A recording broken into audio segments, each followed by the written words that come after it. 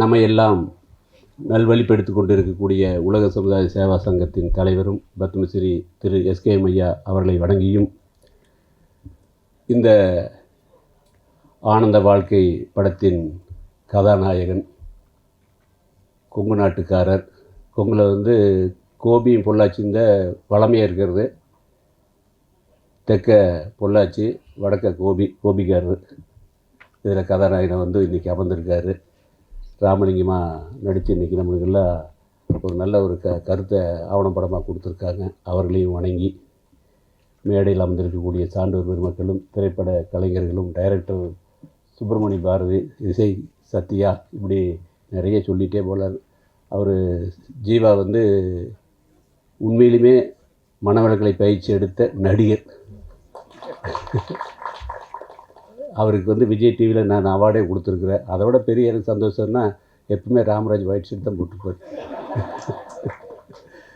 இப்படி இவர்கள் எல்லாம் இன்றைக்கி இந்த திரைப்படத்தை வெளியிட்டு நன்றி உரை கூற சுப்பிரமணியம் அவங்கள இதை தொடங்கி வச்சாங்க. இப்படி எல்லாமே நல்லா நடந்திருக்குது. இன்றைக்கி புத்தகம் படிக்கிறது, செய்தி வெளி கேட்குறது எல்லாத்த விட டிஜிட்டல் மிகப்பெரிய அளவுக்கு வேகமாக போயிட்டுருக்கு. மகரிஷியுடைய கருத்து, ஆழமான கருத்து, எளிய முறையில் ஒரு பாமர மக்களுக்கு கூட போய் சேர்கிற அளவுக்கு இன்றைக்கி இருக்குது.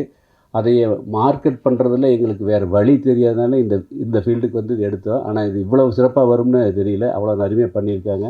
அவங்களுக்கு உண்மையிலே வாழ்த்துக்களை கூறணும். ஏன்னா வாழ்க வளமுடன் வாழ்க வளமுடன் உள்ளே பயிற்சி எடுத்துகிட்டு அவங்களுக்கு சர்டிஃபிகேட் கொடுக்குற போது அவங்க பேசுகிறது ஒவ்வொரு வார்த்தையும் என்னென்னா, எங்களுக்கு இப்படி ஒன்று இருக்குதுன்னு தெரியாது போச்சு அப்படிங்கிறாங்க. தத்துவம், கருத்து, சரக்கு நல்லா வேல்யூவாக இருக்குது. ஆனால் மார்க்கெட்டு கொஞ்சம் வீக்காக இருக்கிறது அடிக்கடி எல்லாமே சொல்லுவாங்க. இப்போ அந்த மார்க்கெட்டையும் கையில் எடுத்துட்டோம். இனி இது உலகம் முழுவதும் இது போய் சேரு. இது எல்லா மொழியிலையும் திரையிடறதுக்கெல்லாம் ஏற்பாடு பண்ணியிருக்கிறோம். இது மக்களுக்கு போய் சேர்ற போது இன்றைக்கி இருக்கக்கூடிய நிறைய பிரச்சனைகள், இப்போ எல்லாமே ஒரு பொம்மை வாங்கினா கூட அது உடஞ்சி அந்த குழந்தை அழுகுது. கார் வாங்கினா ஒரு கீரை அழுகிறோம். அதுக்கு இன்சூரன்ஸ் போட அதுக்கு வருஷம் மாதம் போய் சர்வீஸ் பண்ணிகிட்ருக்குறோம், எல்லாம் பண்ணிகிட்ருக்குறோம். ஆனால் நம்ம உடம்பு பார்க்குறது இல்லை, நம்ம மனசை பார்க்குறது இல்லை. பொருளுக்கு கொடுக்குற முக்கியத்துவம் நம்ம மக்களுடைய உறவுக்கு, மக்களுடைய ஆரோக்கியத்துக்கு, மக்களுடைய மன அமைதிக்கு நம்ம கொடுக்குறது இல்லை. அதெல்லாம் மாற வேண்டும் என்ற நல்ல நோக்கத்துக்காக மகரிஷி நம்மளுக்கு இந்த பயிற்சி கொடுத்துருக்காங்க. நாம் எல்லாம் பசியாக இருக்கிற போது சாப்பிட்டோம்னா அந்த சுகத்துக்கு பேர் களிப்பு. இப்படி ஒரு நல்ல படம், நல்ல இசை, ஒரு மயில் ஆடுறது எல்லாம் பார்க்குற போது நம்ம மனசில் ஏற்படுறது மகிழ்ச்சி. எந்த எதிர்பார்ப்பும் இல்லாத நாமளும் முறையாக வாழ்க்கையை அனுபவித்து அடுத்தவங்களும் வாழ்க்கையை அனுபவிக்கக்கூடிய முறையான பயிற்சியை கொடுத்து அதில் கிடைக்கக்கூடிய சுகத்துக்கு பேர் தான் ஆனந்தம்.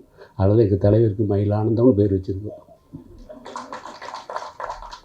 அதனால் இந்த படத்துக்கு ஆனந்த வாழ்க்கையில் இருக்குது. எல்லாரும் இந்த வாழ்க்கையை ஆனந்தமாக கொண்டாட வேண்டும். நம்மளுக்கு நரகம் சொர்க்கம்னு சொல்லுவாங்க. சொர்க்கம் வேறு எதுவுமே இல்லை. இந்த பூமி தான் நம்ம சொர்க்கம். நாம் புண்ணியம் பண்ணுங்க அடுத்து இந்த சொர்க்கத்தில் நம்ம பிறந்திருக்கிறோம். அதை நரகமாக பண்ணுறது, சொர்க்கம் பண்ணுற நம்ம கையில் தான் இருக்குது. சொர்க்கமாக பண்ணக்கூடிய பொக்கிஷத்தை மகரிஷி கொடுத்துருக்காங்க. இந்த செய்தியை ஊடகத்துறை சேர்ந்த அன்பர்கள் நாங்கள் என்ன தான் தத்துவத்தினால தான் கொடுத்துருந்தாலுமே அது உலகத்துக்கு போய் சேர்ந்தால் தான் அதுக்கு ஒரு வேல்யூ. அந்த வேல்யூ பதிவை நீங்கள் உலகம் முழுவதும் கொண்டு சேர்க்க வேண்டிய பொறுப்பும் கடமையும் உங்களுக்கு இருக்குன்னு கூறி, வந்திருக்கக்கூடிய உங்களை அனைவரையும் உலக சமுதாய சேவா சங்கத்தின் சார்பாகவும், ஆழியார் அறிவித்திருக்கிற அறங்காவலர் சார்பாகவும் வருக வரவேற்று நிறைவு செய்து கொள்கிறேன். வரவேற்கிறேன். வாழ்க வளமுடன். அடுத்த சினிமா எடுத்தால் நாகராஜனை வச்சு எடுக்கலாம். அவர் கொஞ்சம் கேமரா ஃபேஸ் இருக்குது, பேச்சு திறனும் இருக்குது. அதனால் இப்போ எனக்கு ரொம்ப மகிழ்ச்சியாக இருக்குது. இங்கே நம்ம சுப்பிரமணிய பாரதி இந்த கதை, வசனம், இயக்குனர் அவங்களாம் நம்ம பயிற்சி எடுத்தவங்க. அதனால் உள்ளுணர்வோடு இதையெல்லாம் அவங்க பண்ணியிருக்காங்க. அதோட மியூசிக் ஒரு சத்யா அவர்களும் உலக நல வாழ்த்திலிருந்து எல்லா பாட்டும் அவர் தான் பண்ணியிருக்காங்க. மிகச்சிறந்த நடிகர் அன்புமிகு பாக்கியராஜ் அவர்களும் அவர்கள் டீமும் இதில் மெனக்கிட்டு நல்லா பண்ணியிருக்காங்க. மேடையில் வீற்றிருக்கின்ற எங்களுடைய தலைவர்கள், முக்கிய பிரதிநிதிகள் அனைவருக்கும் என்னுடைய அன்பான வணக்கத்தை தெரிவித்துக் கொள்கின்றேன். சுவாமிஜி அவர்கள் மறைவிற்கு பிறகு சுமார் 300 மடங்குக்கு மேல் நம்முடைய சங்கம் வளர்ந்திருக்கிறது. இதுவரை எங்களுடைய கணக்குப்படி சாமிஜி மறைவிற்கு பிறகு 49 லட்சம் பேருக்கு இந்த தியானத்தை கற்றுக் கொடுத்திருக்கிறோம். எங்களுடைய சிஇஓ அல்லது விஎஸ்பி டைரக்டர் அன்புமிகு முருகானந்தம் அவருடைய தலைமையில் இதுவரை 350 கிராமங்களை தத்தெடுத்து லட்சக்கணக்கான ஏழை மக்களுக்கு இலவசமாக கொடுத்திருக்கிறோம். இது பெரிய சாதனை. அவருடைய முயற்சி பாராட்டத்தக்கது. மேலும் இந்த கிராமத்தில் கொண்டு போய் இந்த சினிமா போட்டால் நல்ல வளர்ச்சி கிடைக்கும் என்கிற நம்பிக்கை எனக்கு இருக்கிறது. ஏன்னா அவங்க ஐயா சொன்ன மாதிரி சினிமாவில் போனால் தான் நம்ம பரப்ப முடியும். ஆக முதற்கட்டமாக இதை எடுத்திருக்கிறோம். இந்த தமிழகம் எங்கும் கிராமங்களில் பட்டி தொட்டிகள் அனைத்திலும் இந்த சினிமா வெளியிடப்படும். அதற்கான திட்டம் தீட்டிக் கொண்டிருக்கிறோம். மனிதனுக்குள்ள பிரச்சனையே மனத்தை உடையவன் மனிதன், மனம் எப்படியோ அப்படித்தான் அந்த மனிதனும் இருப்பான் என்று அருட்தந்தையவர் அடிக்கடி கூறுவார்கள். எண்ணம்படியே வாழ்வு என்று சொல்வார்கள். இப்போ நமக்கு காலையில் இருந்து சாயந்தரம் வரைக்கும் ஒரே நபர் மீது அன்பு செலுத்துகிறோம், வெறுக்கிறோம், திட்டுகிறோம். காரணம் என்னவானாலும் இருக்கலாம். இதற்கு ஒரே பதில் பக்குவமடையாத மனம், பண்படையாத மனம், கோபங்கள், தாபங்கள், கர்வம் போன்ற கெட்ட குணங்களை உடைய மனம்தான் தனி மனிதனுக்கும் சமுதாயத்திற்கும் இன்று மிகப்பெரிய சவாலாக இருக்கிறது. இப்போ போட்டு காமிச்சாங்க. இப்போ ஈராக்லேயே எங்கெங்கே எல்லாம் யுத்தம், பணம் இருக்குது, யுத்த தளவாடங்கள் இருக்குது, எல்லாமே சண்டைக்கு போகிறாங்க. ஏன்னா அடுத்த நாட்டையும் நம்ம அபகரிச்சுக்கணும். இந்த அளவு போய்கிட்டு இருந்தால் எதிர்காலத்தினுடைய குழந்தைகளுடைய வாழ்வு ரொம்ப மோசமாகிடும். எல்லாமே கமர்ஷியலாக போயிட்டால் ஒன்றும் பண்ண முடியாது. ஆக நம்ம பயிற்சியில் பிரேக் ஈவனே வராததான் நாங்கள் நடத்திக்கிட்டு இருக்கிறோம். ஆக்சுவலாக எல்லா மண்டலங்களுக்கும் ஜீப் கொடுத்தாச்சு. இப்போ கொஞ்சம் கொஞ்சமாக இப்போ பொருளாதாரத்தில் நம்ம இம்ப்ரூவ் ஆகியிருக்கோம். 6 இயரில் இம்ப்ரூவ் ஆகிட்டோம்.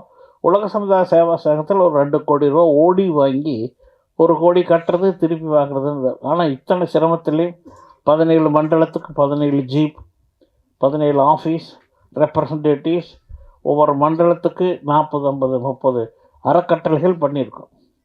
இன்னும் அவங்கள ஊக்குவிக்கிறதுக்கு ஒவ்வொரு மன்றத்துலேயும் போய் இந்த ஒரு விளம்பரம் கொடுத்து இந்த சினிமாவை போட சொல்கிறோம். இது எனக்கு என்னவோ மிகப்பெரிய மாற்றத்தை ஏற்படுத்தும் என்று கருதுகிறேன். மக்களுடைய மனம் பண்பட்டால் குடும்பத்தில் அமைதி, அன்பு ஏற்படும். ரொம்ப சிரமங்க. மனவளக்கலை என்பது மனதிலே உயர்ந்த பண்புகளை கொண்டு வருவது என்பது வாழ்நாள் பயிற்சி. இது 2 நாள்லாம் முடியாது. மறுபடி தலை தூக்கி கர்வமோ பொறாமையோ.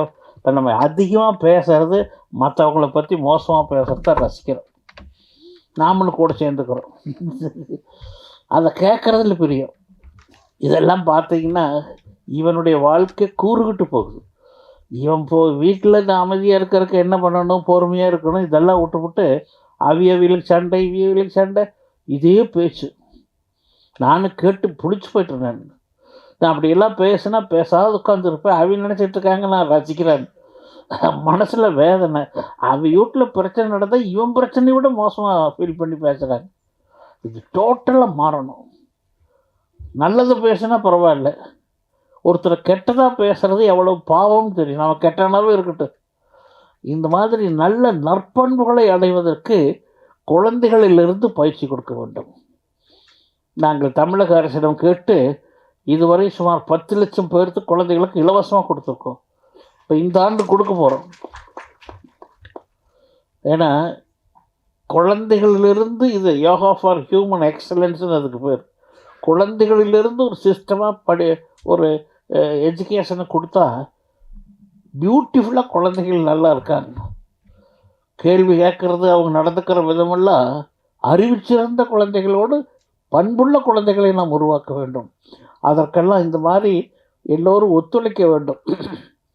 இப்போ எனக்கே இவங்க வைஸ் பிரசிடெண்ட் போத்தீஸ் நாகராஜன் இவன் சுந்தரராஜன் சென்னை சில்ஸ் ஆறுவங்க இவங்கெல்லாம் இருக்கிறதுனால ஒரு தைரியமாக நம்ம பண்ணுறோம் ஒரு ப்ராஜெக்ட்னா. ஆக எனக்கு மிக மிக மகிழ்ச்சியாக இருக்கிறது. நீண்ட நாள் கனவு சினிமா துறையில் போகணும்னு நான் கூட இல்லை நடிக்க போகணும்னு நினச்சிக்கிட்டு இருந்தேன். நான் கொஞ்ச நாள் யோசனை பண்ணுறது நாகராஜுக்கு தான் கேமரா ஃபேஸ் இருக்குது கம்முன்னு அவரை போட்டுடலன்னு கடைசியில் பார்த்தா அது எடுபடாது. இவர் நல்லா நடிக்கிறார். இல்லை கிராம சேவை திட்டத்துக்கு படுகா கம்யூனிட்டியில் பண்ணுவாங்க. அவங்களுடைய கல்ச்சர் சுற்றி நின்று ஆடுறதுங்க. நாங்கள் நின்றுட்டோம், ஆடுறாங்க, என்னையை ஆட சொல்கிறாங்க, எனக்கு கையும் தூக்க முடியல. இவர் அவையில் விட ஜோராக ஆடுறாரு. அதனால் அது எல்லாத்துக்கும் வராது. ஆக எனக்கு ரொம்ப மகிழ்ச்சி நீங்கள் எல்லாம் கலந்துக்கிட்டு. அமைச்சர் என்னை இது செய்தித்துறையில் இருக்கிறதுனால மாண்புமிகு அமைச்சர் கலந்துக்கிட்டால் இன்னும் கொஞ்சம் ப்ரெஸ்ஸில் எங்களுக்கு கவரேஜ் வரும். அவரும் இதில் ரொம்ப ஈடுபாடு கொண்டவர். ஆடியாருக்கு வந்திருக்கார், நம்ம பயிற்சி எடுத்திருக்கார், ஈடுபாடு கொண்டவர். ஆக எல்லோருக்கும் அது இந்த தயாரித்த சுப்பிரமணிய பாரதி பணமே கேட்காதே ஆரம்பித்தார். அவருக்கு ஒன்றும் நாங்கள் பணம் கொடுக்கல முதல்ல, இன்னும் கூட செட்டில் பண்ணலை. அவராக எவ்வளவு பாக்கியராஜ் எல்லாம் அவங்களுக்கெல்லாம் குறைச்சி பேசி அவங்களும் குறைச்சி வந்தாங்க. பாகம் 2ல ஃப்ரீயாக பண்ணி கொடுத்துருவோம். யார் பாகம் 2 சரி. ஏன்னா முதல்ல இந்த மாதிரி அவர் ஏற்கனவே சினிமா துறையில் மிக புகழ்பெற்றவர், நடிகர், டைரக்டர் எல்லாம். அவர் நடிக்கிறாருன்னா நமக்கு ஒரு மதிப்பு மரியாதை இருக்கும். அது எனக்கு ரொம்ப மகிழ்ச்சி. எல்லாமே சிறப்பாக இருக்குது. என்ன குழந்தைகளுக்கு லவ் டு இட் எல்லாம் இல்லை. இதில் பாட்டல் ஆட்டல் அங்கே கொதிக்க இல்லை. குழந்தைகளுக்கு பிடிக்கிறது கொஞ்சம் கஷ்டம், பெரியவங்களுக்கு பிடிக்கணும். உள்ள சமாச்சாரத்தை நான் பேசுகிறேன். அதனால் எனக்கு ரொம்ப மகிழ்ச்சியாக இருக்குது. சுப்பிரமணிய பாரதிக்கும் இங்கே இதை தயாரிக்கிறதுக்கு இரவு பகலாக ஒத்துழைச்சாங்க. அவருக்கு ஒரு 4-5 பேர் நடிகர்கள் அப்படித்தான். எனக்கு ரொம்ப மகிழ்ச்சியாக இருக்கிறது. இந்த குறும்படத்துக்குன்னு அவருக்கு அவார்டு கிடச்சிருக்குதுங்க இது எடுத்தது. ஆமாம், அநேகமாக இதுக்கும் ஒரு அவார்டு கிடைக்கணும்னு நினைக்கிறேன் நான். இதை சமுதாய நலனுக்காக எடுத்த படம், இதை கமர்ஷியலாக யாரும் திங்க் பண்ணக்கூடாது. ஆக எல்லோருக்கும் என்னுடைய அன்பை தெரிவித்து இது ஒரு டேக் ஆஃப் ஸ்டேஜ் இருக்க வேண்டும் என்று நான் விரும்புகிறேன். இது வரைக்கும் 50 லட்சம் பேருக்கு கொடுத்தோம்னா கூடிய வரையில் ஒரு 5-6 வருஷத்தில் 1 கோடிக்கு கொடுத்துடணும். கிராமத்துக்கு போயிட்டுருக்குறோம். கிராமத்து ஜனங்கள் நல்லா வரவேற்கிறாங்க. தியானம் பண்ணுறதோ உடற்பயிற்சி செய்கிறதோ அவங்களுடைய பலனையோ பார்த்தீங்கன்னா ரொம்ப பிரமாதமாக இருக்குது. அயராது எங்களுடைய சிஇஓ முருகானந்தம் அவர்கள் அதுக்கு டைரக்டர். அது பணம் கூட என்கிட்ட கேட்குறதில்ல, அவரே இதில் போய் கலெக்ட் பண்ணிக்கிறாரு சிஎஸ்ஆர் ஃபண்டில். இது ரொம்ப மிக மிக முக்கியம். எல்லோருக்கும் என்னுடைய அன்பான நன்றியை, மகிழ்ச்சியை, வணக்கங்களை குருவின் நினைவில் நின்று தெரிவித்துக் கொள்கிறேன். வாழ்க வளமுடன். சமூகத்திற்காக ஒரு அற்புதமான ஒரு படத்தை இன்றைக்கு உருவாக்கி இந்த திரையிடல் விழாவாக நடைபெற்று கொண்டிருக்கிறேன். இந்த சிறப்பு வாய்ந்த நிகழ்ச்சிக்கு வரவேற்புரையாற்றி இருக்கின்ற உலக சமுதாய சேவா சங்கத்தினுடைய துணைத் தலைவர் திரு மரியாதைக்குரிய KR நாகராஜன் அவர்களே, மற்றும் இந்த நிகழ்ச்சிக்கு தலைமையேற்று இங்கு சிறப்பானது ஒரு கருத்தை எடுத்து வைத்து உரையை நிறைவு செய்திருக்கிற பத்மஸ்ரீ அருள்நிதி மரியாதைக்குரிய ஐயா SKM மயிலானந்தம் அவர்களே, மற்றும் இந்த திரைப்படத்தை இயக்கியிருக்கின்ற அன்புக்கினிய சகோதரர் திரு சுப்பிரமணியம் பாரதி அவர்களே, மற்றும் முழுமையாக இந்த திரைப்படத்தில் கலந்து கொண்டு சிறப்பாக நடித்து இன்றைக்கு இந்த திரைப்படத்திற்கு ஒரு மெருகூட்டி இருக்கின்ற மரியாதைக்குரிய இயக்குனர் ஐயா பாக்கியராஜ் அவர்களே, இயக்குனரில் ஒரு மூத்தவராக விளங்கி கொண்டிருக்கின்ற ஐயா SP முத்துராமன் ஐயா அவர்களே, மற்றும் மேடையில் அமர்ந்திருக்கின்ற அனைவர் மற்றும் எதிரே அமர்ந்திருக்கின்ற அனைவருக்கும் பத்திரிகை மற்றும் தொலைக்காட்சி ஊடகங்களை சேர்ந்த நண்பர்களே, உங்கள் அனைவருக்கும் என்னுடைய வணக்கத்தை உரித்தாய்க்கொள்ள கடமைப்பட்டிருக்கின்றேன். இன்றைக்கு ஒரு சமூகத்திற்காக, சமூகத்தின் நலனுக்காக இன்றைக்கு இந்த திரைப்படத்தை உருவாக்கி இங்கே இதை அற்புதமாக படைப்பாக உருவாக்கியிருக்கின்ற அத்தனை பேருக்கும், இதில் நடித்திருக்கின்ற, இசையமைத்திருக்கின்ற, இதில் ஒளிப்பதிவு செய்திருக்கிற வரை அத்தனை பேருக்கும் என்னுடைய நன்றியும் வாழ்த்துக்கள் இந்த நேரத்தில் நான் உரித்தாய்க்கொள்ள கடமைப்பட்டிருக்கின்றேன். இது ஒரு நல்ல முயற்சி. ஏன்னு சொன்னால், இது எதிர்காலத்தில் உலகம் அமைதியாக இருக்க வேண்டும், அதே நேரத்தில் மனிதனும் நலமோடு வாழ வேண்டும் என்கிற வகையில் இது முழுக்க முழுக்க அந்த நோக்கத்திலே உருவாக்கப்பட்ட ஒன்று. இதில் ஏறத்தாழ 11 பேர் நடித்தது என்கிற வகையில் ஒரு முக்கிய பங்குகளை ஆற்றியிருக்கக்கூடிய சொல்ல, சிறுவனிலிருந்து பெரியவர் வரை, அதேபோல் இயக்குனர் திரு பாக்கியராஜ் அவர்களும் இங்கே அதில் நடித்து முழுமையாக நமக்கு நல்லதொரு கருத்தை தந்திருக்கின்றார்கள். அதே நேரத்தில் அறிவு திருக்கோயிலை மையமாக வைத்து இங்கே ஐயா SKM மயிலானந்தம் அவர்கள் அந்த அறிவு திருக்கோயிலுக்கு நான் வந்ததை பற்றி குறிப்பிட்டார்கள். கடந்த முறை நான் 2006லிருந்து 10ஆம் ஆண்டு வரை அமைச்சராக இருந்த பொழுது, அன்றைக்கு நம்முடைய இன்றைய நீர்வளத்துறை அமைச்சர் மரியாதைக்குரிய மாண்பு அண்ணன், நம்முடைய மரியாதைக்குரிய கழகத்துடைய பொதுச் செயலாளர் அண்ணன் துரைமுருகன் அவர்கள் அந்த பகுதிக்கு வந்திருந்தார். அவருடைய துறையின் சார்பில் அணைகளை எல்லாம் ஆய்வு செய்வதற்கு வந்திருந்த நேரத்தில் நம்முடைய பகுதி என்கிற வகையில் நானும் அந்த நிகழ்ச்சியில் கலந்து கொண்டு அவரோடு அந்த ஆய்வில் கலந்து கொள்ளலாம் என்று ஆர்வத்தில் போன நேரத்தில் இரவு தங்கியிருந்தோம் அங்கே அறிவுத்திருக்கோயில். அதான் முதல்ல நான் அறிவுத்திருக்கோயிலுக்கு சென்ற ஒரு முதல் நிகழ்வு, வாழ்க்கையில் மறக்க முடியாத நிகழ்வு. அப்பொழுது நம்முடைய ஐயா மரியாதைக்குரிய வேதந்தரி மகரிஷி ஐயா அவர்கள் முக்தி அடைந்த சூழ்நிலை. காலையில் நாங்களெல்லாம் தங்கியிருக்கிற நேரத்தில் அவர் நம்முடைய ஐயா SKM அவர்கள் வந்தார். வந்து ஒவ்வொரு அறைக்கும் ஆளுகளை அனுப்பி, ஐயா வேதந்தரி மகரிஷி ஐயாவுடைய நினைவிடத்தில் போய் அஞ்சலி செலுத்த வேண்டும் என்று அழைப்பார். நாங்களும் சுமார் காலை 7 மணி அளவில் சென்று அஞ்சலி செலுத்திவிட்டு ஒரு சிறு பயிற்சி என்கிற வகையில் அன்றைக்கு அந்த யோகா பயிற்சியில் ஒன்றை சொன்னார். நாங்களும் அதே இடத்துல அந்த பயிற்சியை செய்தோம். எழுந்து வந்த நேரத்தில் என் இடத்துல அருகில் வந்து, உங்களுக்கு சர்க்கரை நோய் இருக்கிறதாக தெரிகிறது, உடனடியாக பரிசோதிக்க வேண்டும் என்று சொன்னார். எனவே இந்த 11 பேர்த்தில் என்னுடைய 12 பேராக நானும் அதில் இந்த திரைப்படத்தில் ஒட்டி வருகிறேன். உண்மையான சம்பவம் இது, சித்தரிக்கப்பட்ட சித்திரம், அதே நேரத்தில் வாழ்க்கைக்கு தேவையான ஒன்றாக இருந்தாலும் உண்மையான ஒரு சம்பவமாக நடைபெற்றது. அதற்கு பிறகு அடுத்த ஒரு 10 நாட்கள், ஏன்னு சொன்னால் பணியின் காரணமாக நாம் அன்றைக்கு அதிக தூரம் பயணம் செய்தோம். குறிப்பாக நெடுஞ்சாலைத்துறையில் இருந்த நேரத்தில் சாலைகளை பார்ப்பதற்காக, ஆய்வு செய்வதற்காக ஒவ்வொரு மாவட்டமாக விரைந்து சென்ற நேரத்தில் அது உடல் சோர்வு என்று தான் நான் கருதி கொண்டிருந்தேன்.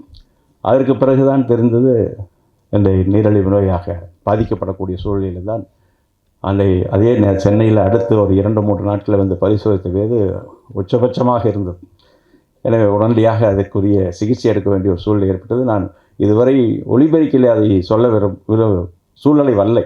ஐயா அவர்களை பற்றி சொல்லுகிற பொழுது அதுக்காகத்தான் இந்த நிகழ்வில் சொல்ல என்பதற்காக அறிவுத்திருக்கோயில் எனக்கு வாழ்க்கையில் மாற்றத்தை ஏற்படுத்தியது என்பதை இந்த நேரத்தில் நான் சொல்லிக்கொள்வதில் மகிழ்ச்சி அடைகிறேன். என்று சொன்னால் அன்றை கவனிக்கவில்லை என்று சொன்னால் அது வேறு விதமாக கூட மாறி இருக்கலாம் அந்த சூழ்நிலை, என்னுடைய உடல் சூழ்நிலை. எனவே அது ஒரு அங்கமாக உண்மையாக இன்றைக்கு அந்த வாழ்க்கையில் உங்களோடு பயணிக்கக்கூடிய ஒரு சூழ்நிலை கூட ஏற்படுத்தியது என்று நான் சொல்ல முடியும். எனவே அதே நேரத்தில் இன்றைக்கு ஒரு அற்புதமான நிகழ்ச்சியாக இங்கே கூட நம்முடைய ஐயா ராமராஜ் கேட்டனுடைய உரிமையாளர் திரு நாகராஜ் ஐயா அவர்கள் இங்கே சொன்னார்கள், இன்றைக்கு பார்ட் 2வை மீண்டும் தயாரிப்பதற்கு வேண்டும் என்று சொன்னார்கள். அதே போல் ஐயா SKM அவர்கள் சொன்னார்கள், இடத்துல ஃபேஸ் வேல்யூம் இருக்கிறது, அதே போல் அடிக்கடி விளம்பரத்தில் வந்திருக்கிறார்கள் சொன்னார்கள். வைட்டமினும் இருக்கிறது, தனியாகவே தயாரிப்பதற்கான வாய்ப்பு இருக்கிறது. இதுபோன்ற சமூகத்திற்காக பங்களிப்பில் அதை நாம் செலுத்துவதில் ஒன்றும் தவறில்லை. அது செலுத்தக்கூடிய ஒரு சூழ்நிலையில் பொது பணியில் ஈடுபடக்கூடியவர் தான். அந்த வகையிலும் இன்றைக்கு சிறப்பான ஒரு நிகழ்ச்சியில் கலந்து கொள்வது ஒரு மகிழ்ச்சியாக இருக்கிறது. நம்முடைய என்று சொன்னால் நம்முடைய திரைப்படம் மூலமாக செய்திகளை கொண்டு செல்ல வேண்டும் என்பதில் நம்முடைய பேரறிஞர் அண்ணா அவர்களும் நாடகம் போன்றவைகளிலே தான் அந்த காலகட்டத்தில் செய்திகளை கொண்டு சென்றார் கிராமத்தில் மக்களுக்கு எளிய முறையில். அதே வழியிலே தான் முத்தமிழ் கலைஞர் அவர்களும் அன்றைக்கு திரைப்படங்களுக்கெல்லாம் வசனங்களை எழுதி தந்தவர். அதே போல் அவரும் நடித்திருக்கக்கூடிய ஒரு சூழ்நிலை. இப்படிப்பட்ட சூழ்நிலையில் தான் செய்தி வேகமாக மக்களுக்கு போய் சேர்ந்தது. அதேபோல் அதற்கு பிறகு மரியாதைக்குரிய மக்கள் தலைவர் திரு எம்ஜிஆர் அவர்கள் போன்றவர்களும் திரைப்படங்கள் மூலமாகத்தான் மக்களிடத்தில் சென்றார்கள். அவருடைய கருத்துக்கள் எளிதாக மக்களிடத்தில் போனது. எனவே அந்த வகையில் இன்றைக்கு நம்முடைய மாண்புமிகு முதலமைச்சர் அவர்களும் இன்றைக்கு திரைப்படத்துறையை பொறுத்தளவு இன்றைக்கு பல்வேறு விதத்தில் ஊக்கப்படுத்தி வருகிறார்கள். அதே வழியில் தொடர்ந்து எங்களுக்கெல்லாம் ஒரு ஊக்கத்தை ஏற்படுத்திக் கொள்வது நம்முடைய மாண்புமிகு துணை முதலமைச்சர் அவர்களும் எங்களுக்கு கிடைத்திருக்கின்றார்கள். இதே சினிமா துறையை சார்ந்தவர்கள் தான். எனவே நீங்கள் ஒன்றும் இதை பற்றி அச்சப்பட வேண்டியதில்லை. முடிந்த அளவு அரசு இதில் பங்கு பெற்று எந்த அளவுக்கு இந்த செய்தியை நாம் மக்களிடத்தில் கொண்டு போய் சேர்க்க முடியுமோ அந்த எதிர்கால சமுதாயத்திற்காக இதை நல்வழிப்படுத்துவதற்காக அந்த வகையில் நிச்சயமாக அதுக்கு நாங்கள் உறுதுணையாக இருப்போம். உடனடியாக மாண்புமிகு முதலமைச்சருடைய அவர்களின் கவனத்திற்கும் மாண்புமிகு துணை முதலமைச்சருடைய கவனத்திற்கும் எடுத்து சென்று அரசு மூலமாக உயர் அதிகாரிகளோடும் கலந்து பேசி அவருடைய மாண்புமிகு முதலமைச்சருடைய வழிகாட்டுதலோடு நிச்சயமாக உதவி செய்வதற்கு நாங்களும் உறுதுணையாக இருப்போம் என்பதை இந்த நேரத்தில் தெரிவித்து இந்த சிறப்பான நிகழ்வுகளை கலந்து உங்களை எல்லாம் சந்தித்தில் மகிழ்ச்சி அடைந்து அதே நேரத்தில் இந்த சிறப்பான அந்த படம் பட்டி தொட்டியில் தமிழகம் முழுவதும் என்று சொன்னார் ஐயா அவர். தமிழகம் முழுவதும் உள்ள தமிழர்கள் வாழ்கிற இடமெல்லாம் இது செல்ல வேண்டும். அது மட்டுமல்ல, மற்ற மாநிலத்தினுடைய மொழிகள் தாய்மொழிகளில் இதை அங்கே மொழிபெயர்க்கக்கூடிய ஒரு சூழ்நிலை கூட நிச்சயமாக ஏற்படும் என்று நான் நம்புகிறேன்.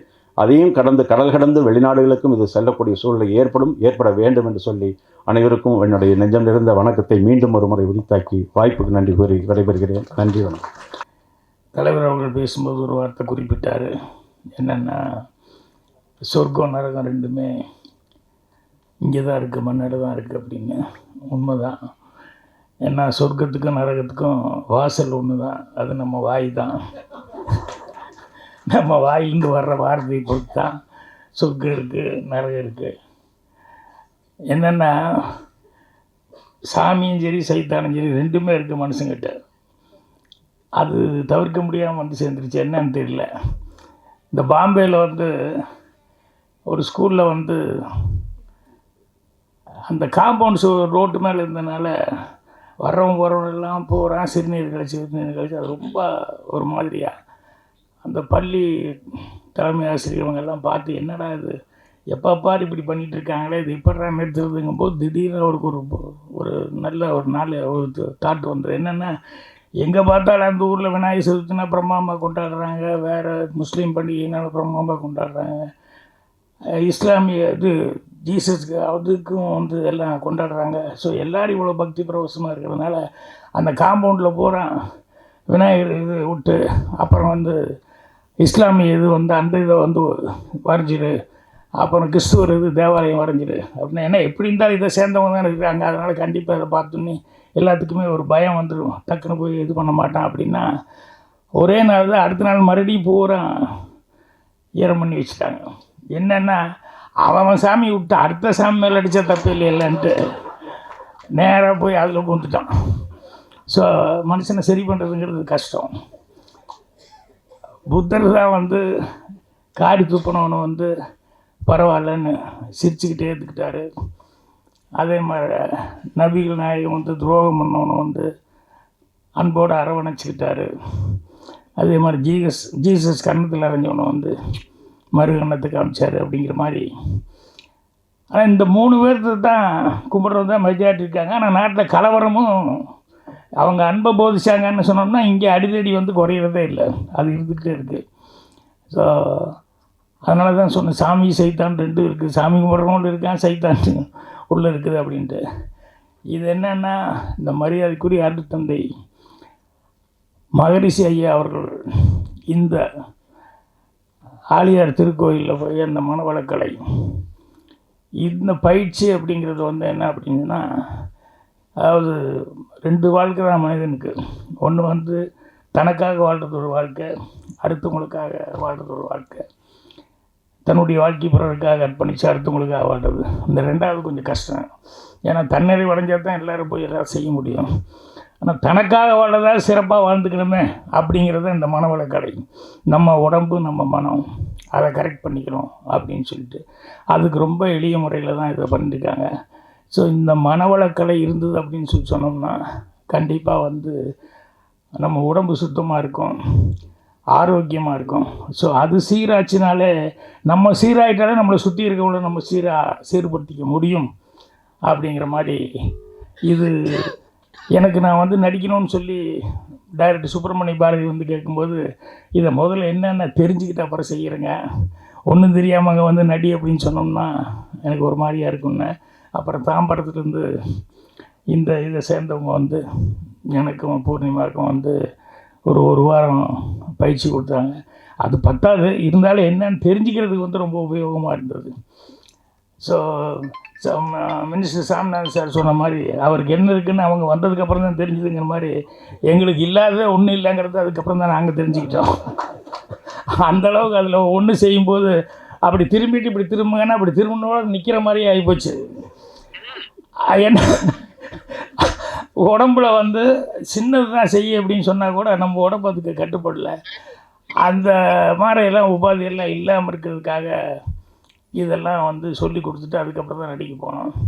அப்புறம் நான் போனேன், சரி ஜீவாலாம் நம்ம கூட நடிக்கத்தான் வந்திருக்காரு அப்படின்னு சொல்லிட்டு போனேன். அப்புறம் பார்த்தா அவர் ஜீவா ஏற்கனவே ரொம்ப காலத்துக்கு முன்னாலேயே மெம்பரு.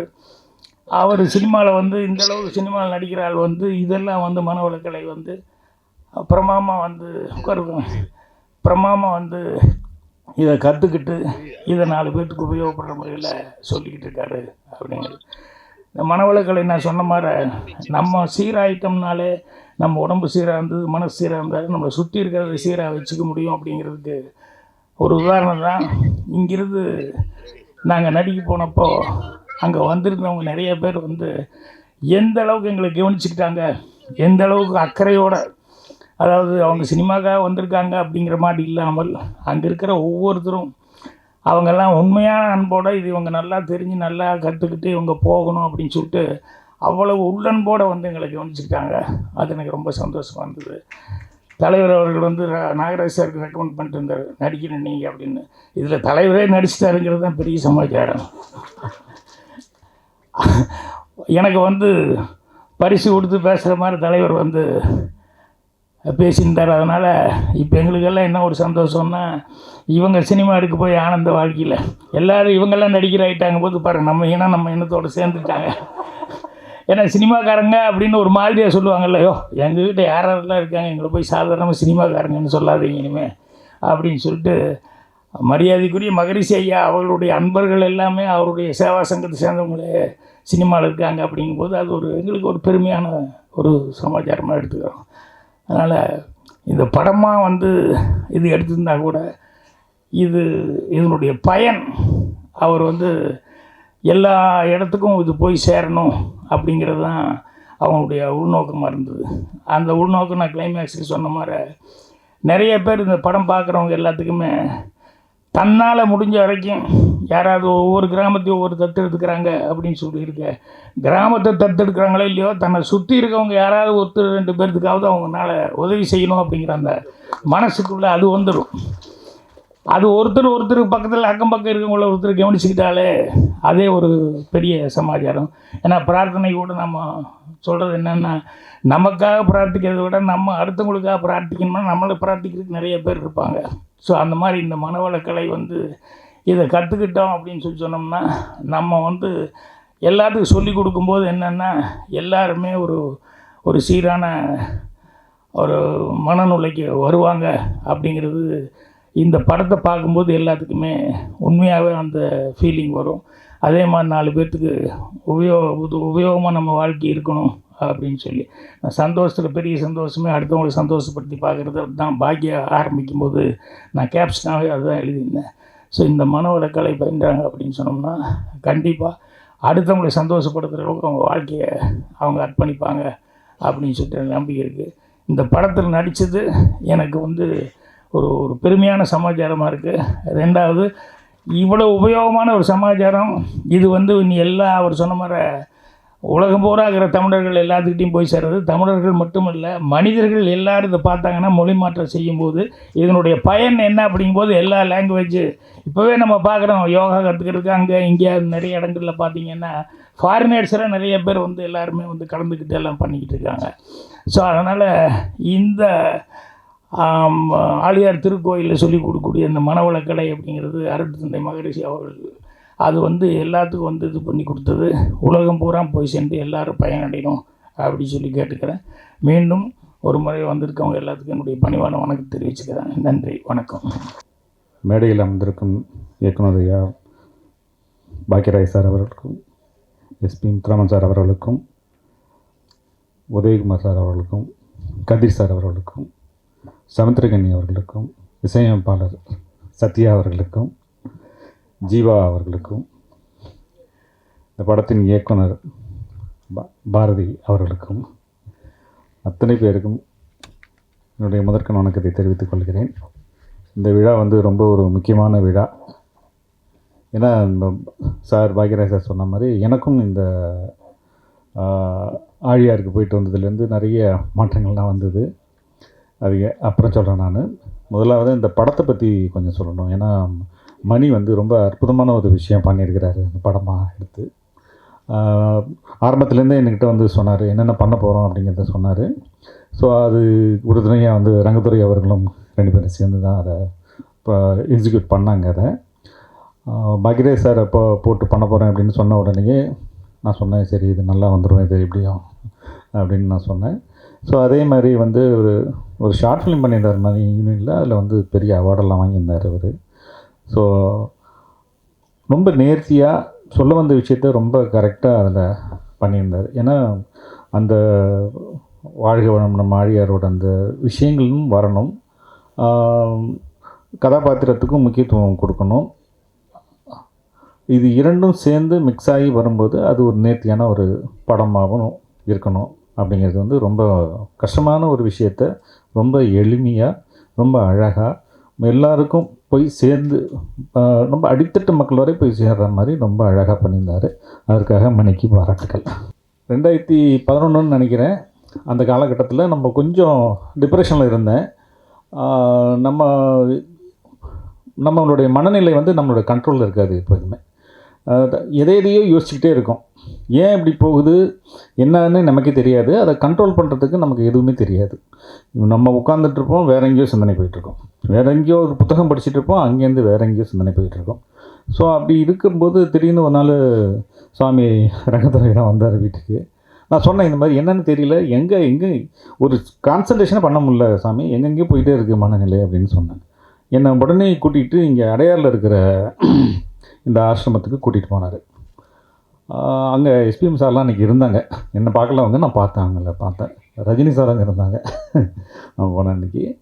அப்புறம் அங்கே போயிட்டு என்னை அந்த 1 வாரம் கிளாஸில் அங்கே சேர்த்து விட்டார்.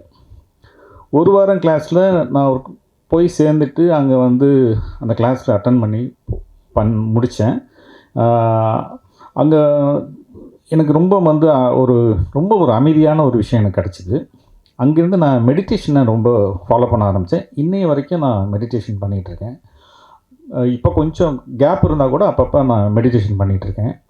அங்கே போயிட்டு வந்ததுலேருந்து மனநிலையும் சரி, அந்த தாட் தப்பன்னு எங்கெங்கேயோ பறந்து போயிட்டே இருக்கும். ஒரு இடத்துல நிப்பாட்ட முடியாது. அந்த நேரத்தில் ரொம்ப இதாகிடுச்சுன்னா உட்காந்து ஒரு 10 நிமிஷம் 15 நிமிஷம் 10 நிமிஷம் உட்காரலான்னா கூட இப்போ 15 நிமிஷம் வரைக்கும் ஈஸியாக போகுது மெடிடேஷன். அந்த மாதிரி உட்காந்து பண்ணும்போது கொஞ்சம் கண்ட்ரோல் ஆகுது. நமக்குள்ளே வந்து எவிலும் இருக்கும், நல்ல விஷயமும் இருக்கும். அந்த எவில வெளியே தூக்கி போட்டுட்டு நல்ல விஷயங்களை மாத்திரம். இந்த கோபம் அப்படிங்கிறது வந்து ரொம்பவும் நான்சென்ஸாக நம்மளை வந்து எங்கே வரும் எப்படி வரும் அப்படின்னு தெரியாது. பல பேரை நம்மளெல்லாம் ரொம்ப அன்பாக இருப்பாங்க, ஒரு சின்ன வார்த்தையில் முகத்துலேயும் ஒழிக்க மாட்டாங்க. ஐயோ என்னடா என்ன பேசணும் அப்படின்னு நமக்கே தெரியாது. போய் சாரி கேட்கவும் முடியாது, சாரி கேட்டால் இன்னும் கோபம் வரும் அவங்களுக்கு.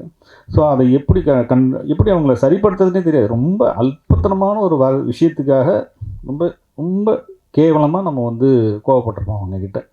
ஸோ இந்த மாதிரி விஷயங்கள் நம்மளுடைய வளர்ச்சிங்கிறது இல்லை, நம்மளுடைய வந்து மரியாதையும் கெடுத்துரும் நமக்கு. சாதாரண விஷயம்னு நினைக்கக்கூடாது. இது ரொம்பவும் அதனால நிறையா நான் பாதிக்கப்பட்டிருக்கேன். சின்ன சின்ன விஷயங்கள் நம்ம யாரையும் ஹர்ட் பண்ணக்கூடாது அப்படின்னு நினச்சிக்கிட்டு இருப்போம். அது வேறு. நம்ம மனநிலையாக நம்ம வந்து சுயமாக அது நம்ம கண்ட்ரோல் பண்ணால் தான் நம்மளால் ஹர்ட் பண்ணாமல் இருக்க முடியுமே ஒழிய நம்ம நினச்சா மாத்திரம் பார்த்தாது. அதை எக்ஸிக்யூட் பண்ணுறதுக்கு ஒரு பவர் நமக்கு தேவைப்படுது. அதுதான் இந்த வாழ்க வளமுடனோட மிகப்பெரிய ஒரு ரகசியமாக நான் நினைக்கிறேன். அது வந்து எனக்கு வந்து பெரிய லெவலில் யூஸ்ஃபுல்லாக இருந்தது. அதுக்கப்புறம் 2011 அங்கே போயிட்டு வந்த பிறகு நான் 2012 வந்து மனங்குத்தி பிறகு ஸ்டார்ட் பண்ணேன். ஸோ அது எனக்கு ரொம்ப ஒரு வளர்ச்சிக்கு வந்து ரொம்ப ரொம்ப உதவிகரமாக இருந்தது. எனக்கு அது ஒரு அமைதியான ஒரு சூழலை உருவாக்குனுச்சு. ரொம்ப ஒரு மோசமான ஒரு சூழல்லையும் நம்ம அமைதியாக இருக்கலாம். ஸோ அதுக்கான ஒரு விஷயத்தை நமக்கு அது கற்றுக் கொடுத்துச்சு. அங்கே தான் வந்து சத்யா அவர்களையும் பார்த்தேன். ஒரு வாரம் அவரும் கிளாஸுக்கு வந்திருந்தார். அங்கே 2 பேரும் ஒரே ரூமில் தங்கியிருக்கு. ஒரு வாரம் நம்ம கிளாஸ் பண்ணோம். அதுக்கப்புறம் சத்யாவும் என் கூட சேர்ந்து 2 படங்கள் பண்ணியிருக்கிறாரு. ஸோ அங்கே போயிட்டு வந்தாலே வந்து மனசுக்கு வந்து ரொம்ப ஒரு அமைதியான ஒரு விஷயம் நமக்கு கிடைக்கிது. எனக்கு கிடைச்ச விஷயங்கள் எல்லாருக்கும் போய் சேரணும்னு நினைக்கிறேன். இவங்க கிராமம் நம்ம இப்போ அங்கே போகிறது அப்படிங்கிறது வந்து ரொம்ப காஸ்ட்லி, நம்மளால் தான் போக முடியும்னு இல்லை. பாருங்கள், ஸ்கூல் பசங்கள்லேருந்து இங்கே பக்கத்தில் ஏதாவது ஒரு கிராமங்களில் வந்து இங்கே வந்திருக்கவங்க யாராவது வந்து உதவி பண்ணணும்னு நினச்சிங்கன்னா கூட அந்த கிராமத்தில் இருக்க கிராம தலைவரோ இல்லை அங்கே இருக்கிற வந்து எம்எல்ஏவோ யாரோ ஒருத்தங்களை கொஞ்சம் பெரிய மனிதரை பிடிச்சி நீங்கள் வந்து கோஆர்டினேட் பண்ணிங்கன்னா இவங்க வந்து அங்கே வந்து ஒரு கிளாஸை வந்து அட்டன் பண்ணி எல்லாமே பண்ணி கொடுக்குறாங்க. நிறைய விஷயங்கள் அவங்க பண்ணுறாங்க. சராசரியாக ஒரு ஏழ்மையான குடும்பத்தில் கூட இது போய் சேரணுங்கன்னு இவங்க பண்ணுற வந்து இந்த விஷயங்கள் வந்து இருக்கிறவங்கெல்லாம் வந்து பார்த்திங்கன்னா பெரிய பெரிய மனிதர்கள், பெரிய பெரிய செல்வந்தர்களாக இருந்தால் கூட அவங்க இறங்கி வந்து அங்கே போனால் ரொம்ப சிம்பிளாக ராமராஜ் காட்டன் ஐயாலாம் வந்து சாதாரணமாக உட்காந்துருப்பாங்க. அங்கே அவங்கக்கிட்ட அவங்களுக்கு ஏதோ ஒரு சேவை மனப்பான்மை இருக்குது. ஸோ அதை பார்க்குறப்ப எனக்கு ரொம்ப சந்தோஷமாக இருந்துச்சு. ஒரு விஷயம் நமக்கு கிடச்சிருக்கு, அது எல்லாருக்கும் போய் சேரணுங்கிற விஷயத்தில் எல்லோரும் ஒன்றா கைகோர்த்து அதை பண்ணிகிட்டு இருக்கிறாங்க. இது ஒரு அற்புதமான ஒரு விஷயமா இருக்குது. இது எல்லாருக்கும் போய் சேரணும். அதற்காக ஒரு முன்னணிப்பாக மணி பண்ணியிருக்கிற இந்த படம் வந்து இது வந்து இன்னும் நிறைய பேர்கிட்ட கொண்டுட்டு போய் சேர்க்குங்கிற நம்பிக்கை எனக்கு இருக்குது. இந்த விழாவுக்கு வந்திருக்க அத்தனை பேருக்கும் என் நன்றியை தெரிவிக்கிறேன். நன்றி, வணக்கம். பாக்யராஜ் சார், ஆக்சுவலாக குரு வாழ்க்கை குருவே துணை அப்படின்னு இந்த மன்றத்துக்கு வந்ததுலேருந்து எதை ஆரம்பித்தாலும் அப்படி தான் நம்ம ஆரம்பிக்கிறோம். அப்படி பார்க்கும்போது என்னோடய வாழ்க்கையில் நான் முக்கியமாக நன்றி கடன் பட்டது திரு பாக்யராஜ் சார் அவர்களுக்கு. ஏன்னா நான் வந்து காலேஜ் படிக்கும்போது வீட்டில் ரொம்ப கஷ்டமான சூழ்நிலை. அதனால் நான் ஒரு பத்திரிக்கை ஆஃபீஸில் வேலை செஞ்சு தான் நான் என்னோடய காலேஜ் ஃபீஸ்லாம் கட்டிகிட்டு இருந்தேன். அந்த பத்திரிக்கை ஆஃபீஸில் எனக்கு என்னோடய குரு அவர் ஒரு ஓவியர். அவருக்கு வந்து நிறைய படம் வர தெரியாது. அந்த பேஜஸ்லாம் கம்போஸ் பண்ணுற வேலை எனக்கு கொடுத்துருப்பாங்க. அதில் ட்ராயிங் எல்லாம் நான் பண்ணி கொடுப்பேன். அப்போ அந்த குரு வந்து ஒரு திரைப்படத்துக்கு டிசைனராக வேலை செஞ்சார். அந்த படத்துக்கு பேர் தேவைகள்னு ஒரு படம். அந்த படத்தினுடைய உதவி இயக்குனர் சதீஷ்னு ஒரு உதவி இயக்குனர் என்னோடய டிராயிங்ஸ் எல்லாம் பார்த்துட்டு, நீ ரொம்ப அழகாக வரைகிற, எனக்கு வந்து பாக்யராஜ் சார் தெரியும் அப்பா அப்படின்னு. எனக்கு ஒரு பயங்கர கனவு, அப்பா பாக்யராஜ் சார் பார்த்துடலாம் அப்படின்ட்டு. அவர் ஒரு நாள் என்ன சொன்னார், நீ கண்டிப்பாக அவரோட படத்துக்கு ஒரு சின்ன டிசைன் மாதிரி பண்ணிக்க, நான் கூப்பிட்டு போகிறேன் அப்படின்னு சொன்னார். உடனே நான் அப்போ வந்து பாக்யராஜ் சார் வந்து ஒருகை ஓசைன்ற படம் எடுத்துகிட்டு இருந்தாங்க.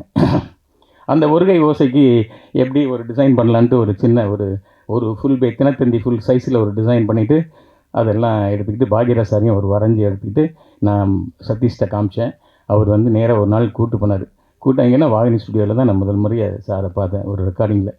அவர் என்னோடய ட்ராயிங்ஸ்லாம் பார்த்துட்டு, யார் இந்த பையனா ரொம்ப பொடியனாக இருக்கானே அப்படின்னு சொல்லிட்டு அதை ரசிச்சுட்டு என்ன பண்ணார், எப்போ நீ கொஞ்சம் முன்னாடியே கூப்பிட்டு வந்திருந்தால் இந்த படத்துக்கே நம்ம போட்டுருந்துருக்கலாம், நான் ஆல்ரெடி டிசைனர்லாம் ஃபிக்ஸ் பண்ணியாச்சு, அதனால் நீ வீட்டில் வந்து என்னை பாரு அப்படின்னு சொல்லி என்னை அனுப்பிச்சிட்டார்.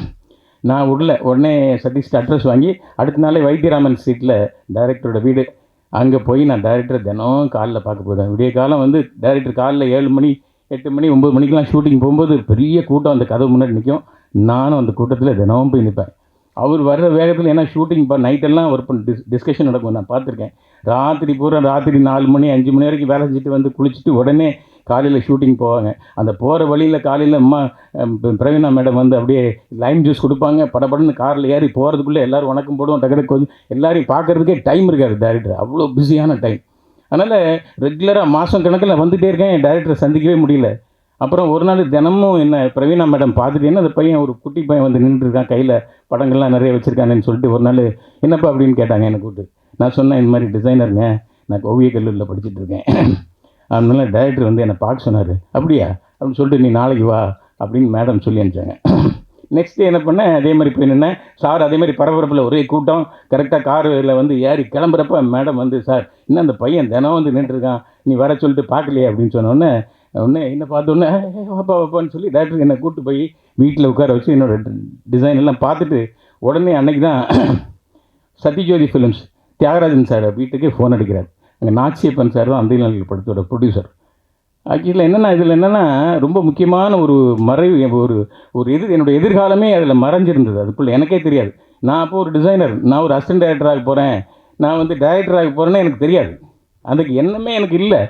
ஆனால் அன்னைக்கே பாக்யராஜ் சார் எனக்கு ஒரு பெரிய பாதையை போடுறார், எனக்கு எதிர்காலத்துக்குரிய பாதை. இன்றைக்கி இயக்குனராக அன்றைக்கி இந்த மேடையில் உங்களெல்லாம் எனக்கு பேசுகிறதுக்கு காரணமே அன்றைக்கி எங்கள் டைரக்டர் போட்ட பாதை தான். அன்றைக்கி நாச்சியப்பன் சாருக்கு ஃபோன் பண்ணி நாச்சியப்பன் சார் வீட்டுக்கு போகிறேன், அங்கே ஆஃபீஸ் போகிறேன், அந்த நாளுக்கு ஆஃபீஸ் அது எங்கே இருக்குன்னு சாரி டு சே இந்த மாதிரி அவுட் ஆஃப் சப்ஜெக்ட் போகிறேன்னு நினைக்காங்க, ஒரு குருவோட கதை தான் சொல்கிறேன். என்ன அதனால் நான் வந்து அங்கே சத்யஜோதி ஃபிலிம்ஸ் அந்த நாளுக்கு ஆஃபீஸ் போகிறேன். அந்த ஆஃபீஸ் எங்கே இருக்குன்னா சத்யஜோதி ஃபிலிம்ஸ் தியாகராஜன் சார் வீட்டுக்குள்ளே தான் அந்த ஆஃபீஸ். அதனால் நாச்சியப்பன் சாரை சந்திக்கிறப்ப தியாகராஜன் சார் அடிக்கடி அப்போவே நான் சந்திக்க ஆரம்பிச்சிட்டேன். அவரை பார்த்த உடனே அவர் என்ன பண்ணார், அவருடைய கிழக்கு வாசல் படத்துக்கு என் டைரக்டர் இங்கே இருக்கார், உதயகுமார் சார் இருக்கார், அவரோட படங்கள் டார்லிங் பாக்யராஜ் சார் படம் எல்லாத்துக்கும் நான் தொடர்ந்து நிறைய படங்கள் டிசைன் பண்ணேன். அதுக்கப்புறம் அது மட்டும் இல்லாமல் ஷூட்டிங் வரப்போ நான் வந்து டிசைன் மட்டும் பண்ண மாட்டேன், அங்கே போய் கணேச பாண்டியன் சாரை கொண்டு பைக்கில் கொண்டு ட்ராப் பண்ணுவேன், அப்புறம் அங்கேயே சாப்பிடுவேன். டைரக்டர் வந்து டிஸ்கஷன் நைட்டில் வர வரைக்கும் அவர் வீட்டுக்கு போகிற வரைக்கும் ஒழிச்சிருந்து பார்த்துட்டு இருப்பேன் டிஸ்கஷன் பண்ணுறது எப்படின்னு.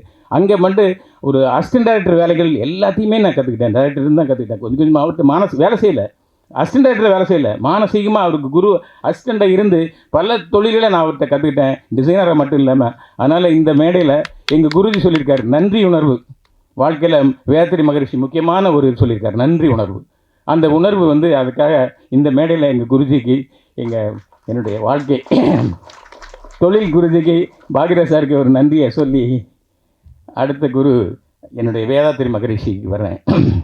ஏன்னா லைஃப்பில் வந்து வாலி சார் எனக்கு எல்லா பாட்டுமே வாலி சார் தான் எழுதியிருக்காங்க, எல்லா பாட்டும் என் கூட உட்காந்து எழுதியிருக்காரு.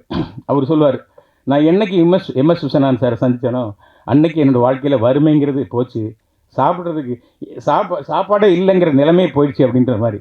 அது மாதிரி நான் வேதாத்திரி மகரிஷி என்னைக்கு கைப்பிடிச்சானோ அன்னைக்கு என் வாழ்க்கையோடைய துன்பம் போயிடுச்சு. ஏன்னா நிறைய படங்கள் பண்ணேன், நிறைய காசு இருந்து பேர் புகழ்லாம் இருந்து, திடீர்னு ஒரு நாள் படம்லாம் தயாரித்து நிறைய தமிழ்நாடு பூரா ரிலீஸ் பண்ணேன், ரொம்ப லாஸில் போயிட்டேன், பயங்கர டென்ஷன், ப்ராப்ளம், குடி, பல்வேறு பிரச்சனை, நோய் எல்லாம் வந்துடுச்சு. ஒரு வாழ்க்கையில் ஒரு புயல் வந்துடுச்சு. அந்த மாதிரி டைமில் தான் நான் ஒரு நண்பரை சந்தித்தேன். அது வந்து நம்ம ராஜேஷ் சார் வீட்டுக்கு ஒரு நாள் போய் எனக்கு பார்க்க போயிருந்தார், நடிகர் ராஜேஷ். ஏன்னா அவரும் வந்து எனக்கு அதே மாதிரி பாக்யராஜ் சார் மூலமாக தான் பழக்கம், அதே அந்த நாட்டில்.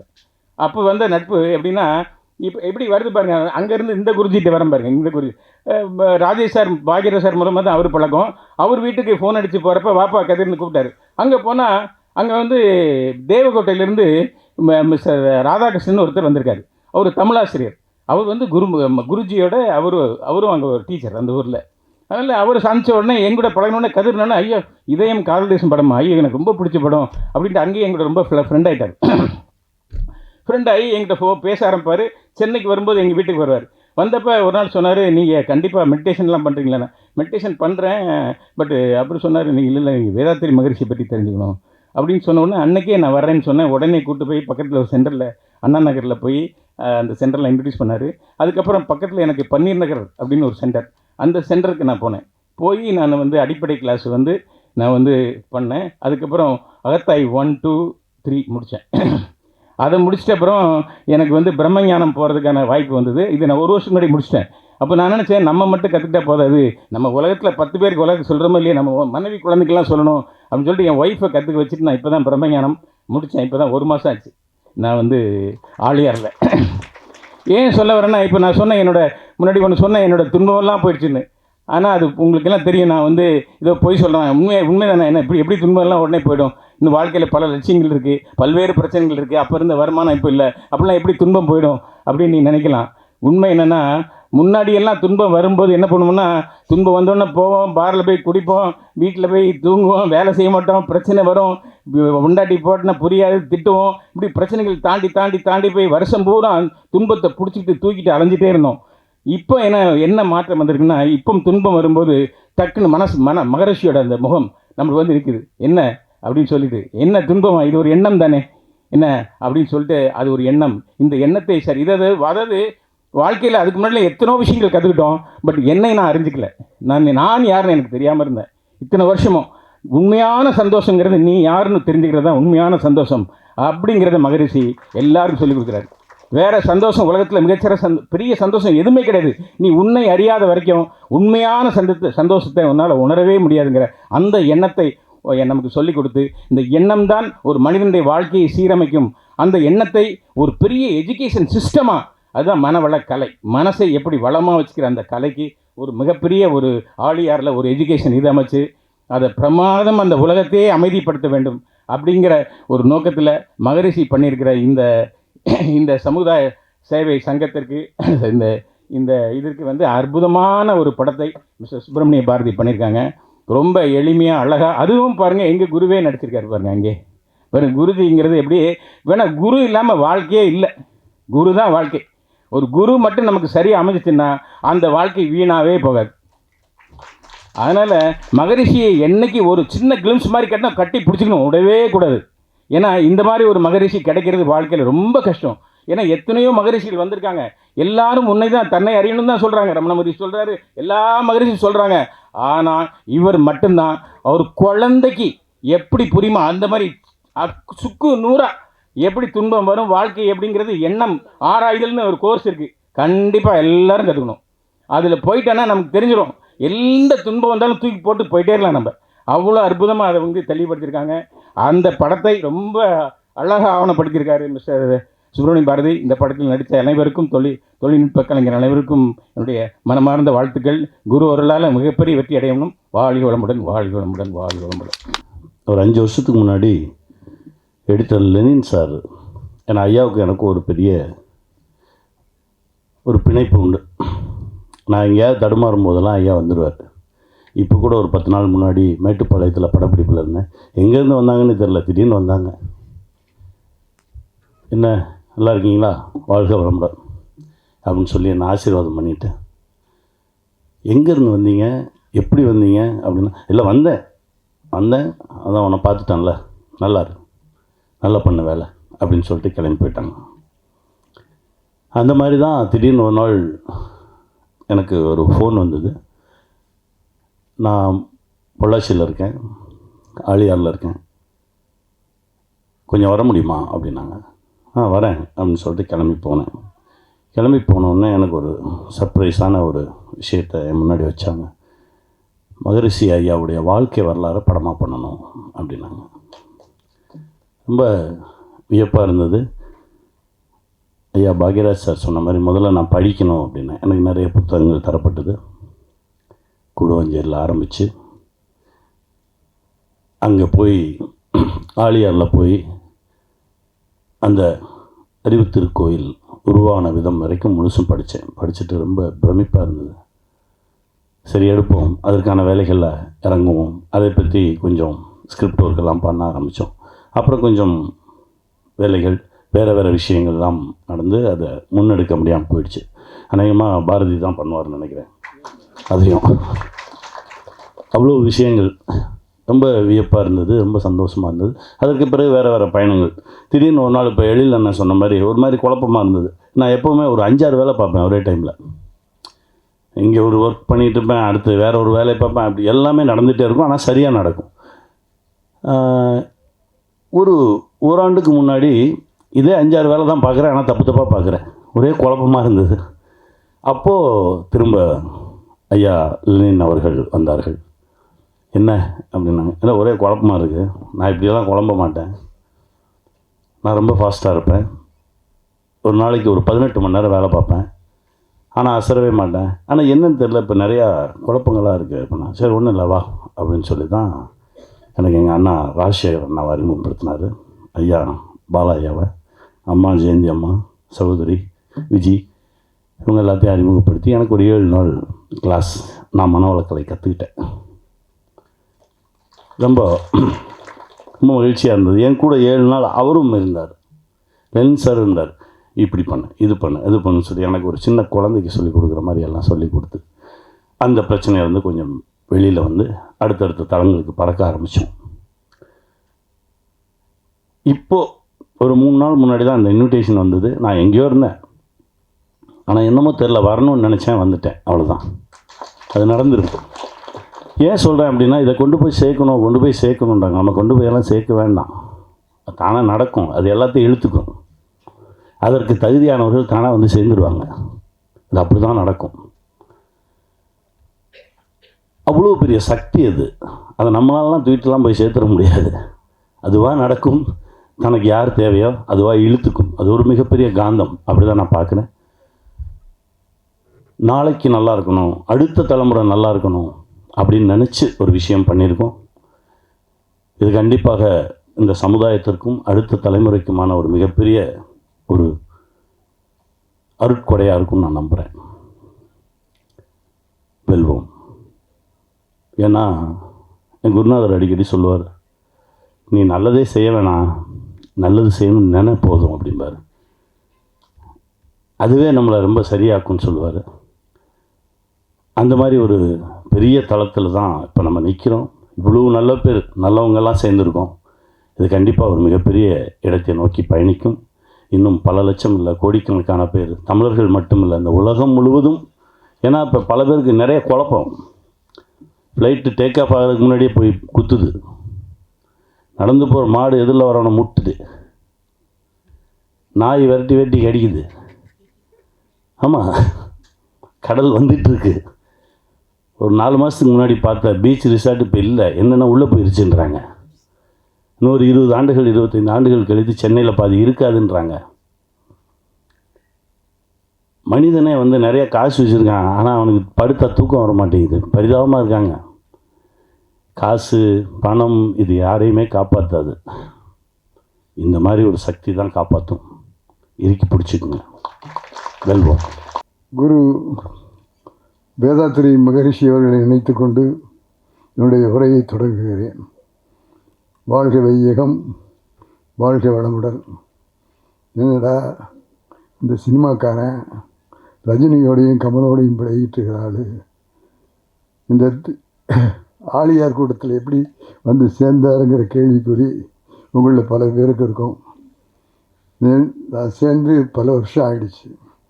அது மட்டும் இல்லை, இங்கே பயிற்சி எடுத்து ஐயா கிட்டேயே படித்து அருள்நிதி வாங்கினேன் அப்படிங்கிறத மகிழ்ச்சியோடையும் பெருமையோடையும் உங்களிடத்தில் சொல்லிக்கொள்ள ஆசைப்பட்றேன்.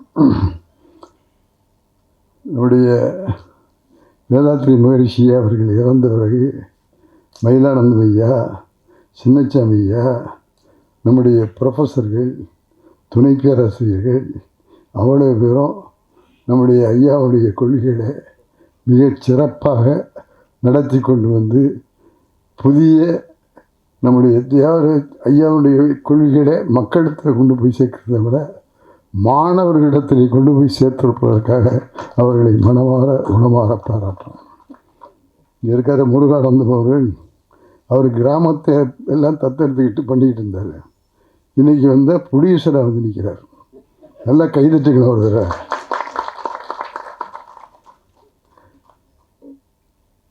நான் அங்கே ஆலியாரில் ஐயாவோடு இருக்கிற போது ஒரு நாள் பேசிக்கிட்டு இருக்கும்போது வேதாத்திரி மகரிஷி ஐயா சொன்னாங்க, நான் அணுவிஷம்னு ஒரு நாடகம் எழுதியிருக்கேன் 30 வருஷத்துக்கு முன்னால், அதை நாடகமாக்கி போட்டிங்கன்னா நல்லாயிருக்கும், முயற்சி பண்ணி பாருங்கன்னு சொன்னாங்க. உடனே சென்னைக்கு வந்து பூர்ண விஸ்வநாதன் குரூப்பில் அந்த நாடகத்தை சொல்லி அதை நாடகமாக்கி ஐயாவுடைய பிறந்தநாள் நாளைக்கு ஐயாவுடைய முன்னாலேயே ஆலியாரில் அணுவிஷம் நாடகத்தை நடத்தி கொடுத்தோம் அப்படிங்கிறத மகிழ்ச்சியோடு உங்கள்கிட்ட சொல்லிக்கலாம். அதை போய் நான் ஆலியாரில் என்னுடைய பிறந்த நாள் அன்றைக்கி பெரும்பகுதி ஆலியாரில் இருப்பேன்.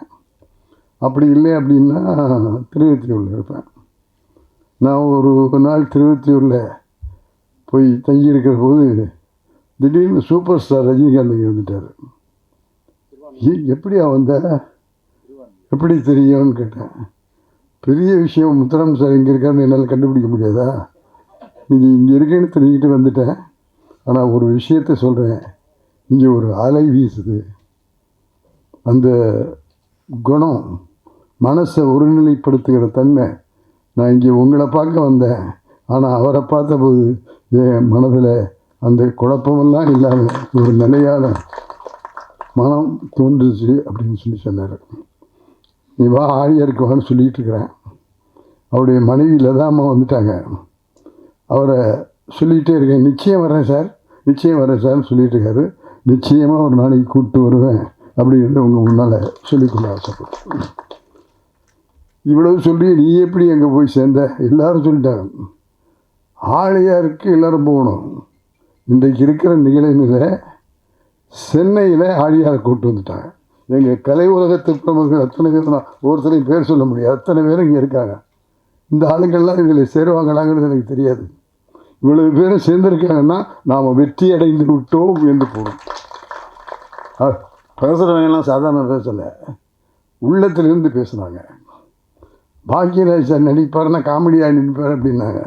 இந்த படத்தில் பார்த்தா ஐயாவுடைய தத்துவமாகவே அவருடைய பிரதிநிதியாக அவர் பேசியிருக்காருன்னு நடிச்சிருக்கார். ஆகவே அந்தளவுக்கு அவர்கள் இந்த சிவாங்கிற பையன் எனக்கு ரொம்ப நாளாக தெரியும். நடிக்கணும்னு முயற்சி பண்ணுறத விட அரசியல்லையும் கொஞ்சம் ஈடுபாடு உண்டு. நான் யார் எந்த கட்சியில் இருந்தாலும் சொல்லலை, அவருக்கு உண்டு, மனசுக்குள்ளே இருந்து உண்டு. அப்படிப்பட்ட சிவா இருக்கார், நம்மளுடைய விட்டல் சார் இருக்கார், அவ்வளோ பேரும் நடிச்சிருக்காங்க.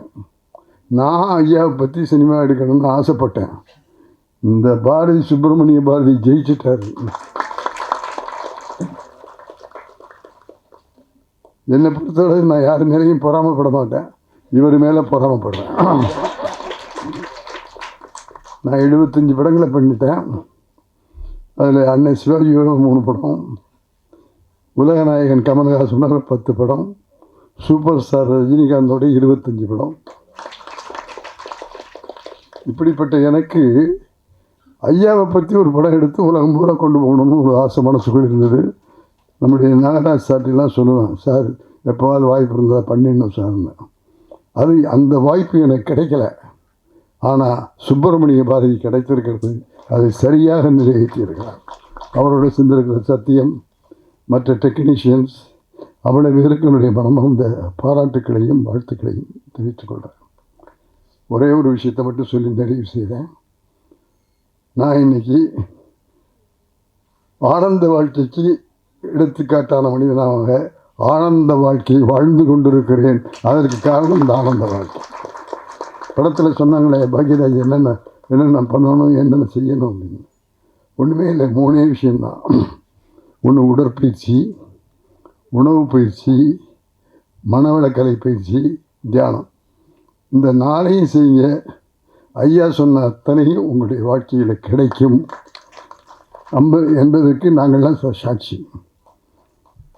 நான் ஒரு மனக்குழப்பமான நிலைமை, ஒரு இடம், ஒரு நேரம்.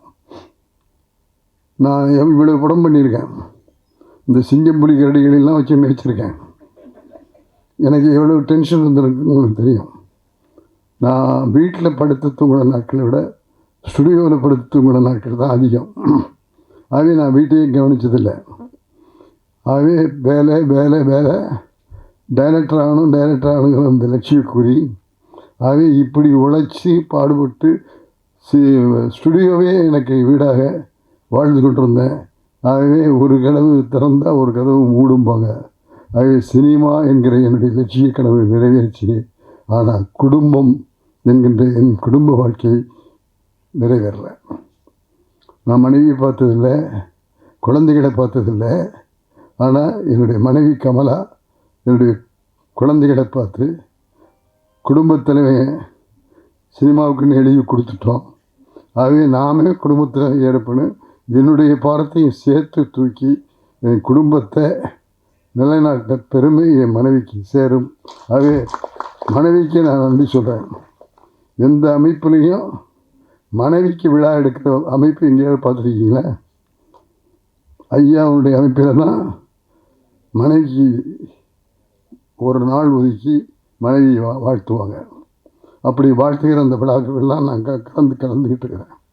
ஆகவே அப்படி இருந்த என் மனைவி நோய்வாய்ப்பட்டு நான் பாண்டியன் படத்தினுடைய ஷூட்டிங்கில் இருக்கும்போது உடம்பு சரியில்லை, உங்களை கூப்பிடுறாங்க. நாங்கள் போய் பார்த்தா என்னுடைய மனைவி இறந்து விட்டாள். மாரடைப்பால் நான் போய் பார்த்தபோது அவள் உடம்புல உயிரில்லை, பிணமாக கிடந்தா. போனேன், கத்தினேன், கதறேன், துடித்தேன். இல்லை, முடிவு போச்சு. ஆகவே நான் தவறு செய்து விட்டேன் என்பதை உணர்ந்தேன். என் மனைவி இறந்து போகவில்லை, என்னுடைய வேலையும் அவளுக்கு கொடுத்து இப்போ தலையிலே பாரத்தை தூக்கி வச்சு அவளை நோயாளியாக்கி கொன்னுட்டேன்னு ஒரு குற்ற உணவு எனக்கு வந்தது மனதில். ஆகவே இறந்து 3வது நாள் ஷூட்டிங்க்கு போய் ரஜினி சார் வேண்டான்னு சொன்னார். ரஜினி சார் வேண்டாம்னு சிங்கப்பூர்லேருந்து ஃபோன் பண்ணார். இல்லை முத்துராமன், இந்த மணலில் நீங்கள் ஷூட்டிங்க்கு வர வேண்டாம்னு சொன்னாங்க. இல்லை, நான் வரேன் சார். நான் எல்லா படத்தையும் சொன்ன தேதிக்கு ரிலீஸ் பண்ணியிருக்கேன். இது யூனிட்டுக்காக எடுக்கிற படம். இதையும் நான் சொன்னபடி சொன்ன தேதியில் ரிலீஸ் பண்ணின்னு சொல்லி அந்த படத்தை முடித்து ரிலீஸ் பண்ணிட்டேன். பாண்டியன் படம் அந்த படம். அந்த படத்தில் வந்த லாபத்தை சூப்பர் ஸ்டார் நடித்து கொடுக்க, சரவணன் சார், குவன் சார்லாம் அதுக்கு வியாபார ரீதியாக உதவி பண்ணேன். அந்த படத்தில் வந்த லாபத்தை நான் உட்பட அத்தனை பேரும் சமமாக பிரிச்சுக்கிட்டோம் அப்படிங்கிற மகிழ்ச்சியோடு உங்கள்கிட்ட சொல்லிக்கொள்ள ஆசைப்பட்றேன். இந்த எண்ணம் வர வேண்டும் அப்படிங்கிறதுக்காக சொல்கிறேன். என்னுடைய பெருமைக்காக சொல்லலை. ஒரு டெக்னீஷியன் இருந்தால் அவங்களுக்கு ஷூட்டிங் நடக்கிறவர்களும் மாதம் மாதம் ஒரு சம்பளம் கிடைக்கும். அது நின்று போச்சுன்னா அப்புறம் அவ்வளோதான். யூனிட்டில் என்னை சேர்ந்து ஒரு 25 பேர் எல்லாம் ஒத்துமையாக எஸ்பிஎம் யூனிட்னு வேலை செஞ்சோம். அப்படி வேலை செஞ்சவங்களுக்கு எனக்கு படம் இல்லாமல் போயிடுச்சுன்னா அவங்களுக்கு சம்பளம் வராது. இதை ஒரு நாள் ரஜினிகிட்ட சொன்னேன். ரஜினி, கவர்மெண்ட் இது மாதிரி நமக்கெல்லாம் ஒன்று இது கிடைக்காது. அவங்க 25 பேர் நம்மளோடய இருக்காங்க, அவங்களுக்கு ஏதாவது செய்யணும். நிச்சயமாக செய்வோம் சார்னு செய்யணுன்னு ஒத்துக்கிட்டு அதை செஞ்சு கொடுத்தாங்க. அதையெல்லாம் சமமாக பிரிச்சுக்கிட்டோங்கிறத அவங்கள்ட்ட சொல்லிக்கிறேன். ஆக என்னுடைய கடமையில் ஒரு பெரிய பங்கு அப்போ முடிஞ்சு போச்சு. ஆகவே அந்த படம் ரிலீஸ் ஆன பிறகு என்ன செய்யறதுன்னு புரியல. காரைக்குடிக்கு போயிடுறேன்னு சரவணன் சார் கூப்பிட்டு சொன்னார், முத்துராமன், இங்கே நம்ம 18 மணி நேரம் வேலை செஞ்சாங்கன்னு சொன்னாங்களே, அது மாதிரி நானும் 18 மணி நேரத்தில் 20 மணி நேரம் வேலை செஞ்சுருக்கிறேன். அப்படி இருக்கிற நீங்கள் காரைக்குடியில் போய் என்ன செய்வீங்க? ஆகவே அது நீங்கள் நினைக்கிறது நிம்மதி தராது. ஆகவே உங்களுக்கு ஒரு ரூம் தர்றேன், ஒரு பையனை தர்றேன், ஒரு அசிஸ்டன்ட் தர்றேன்.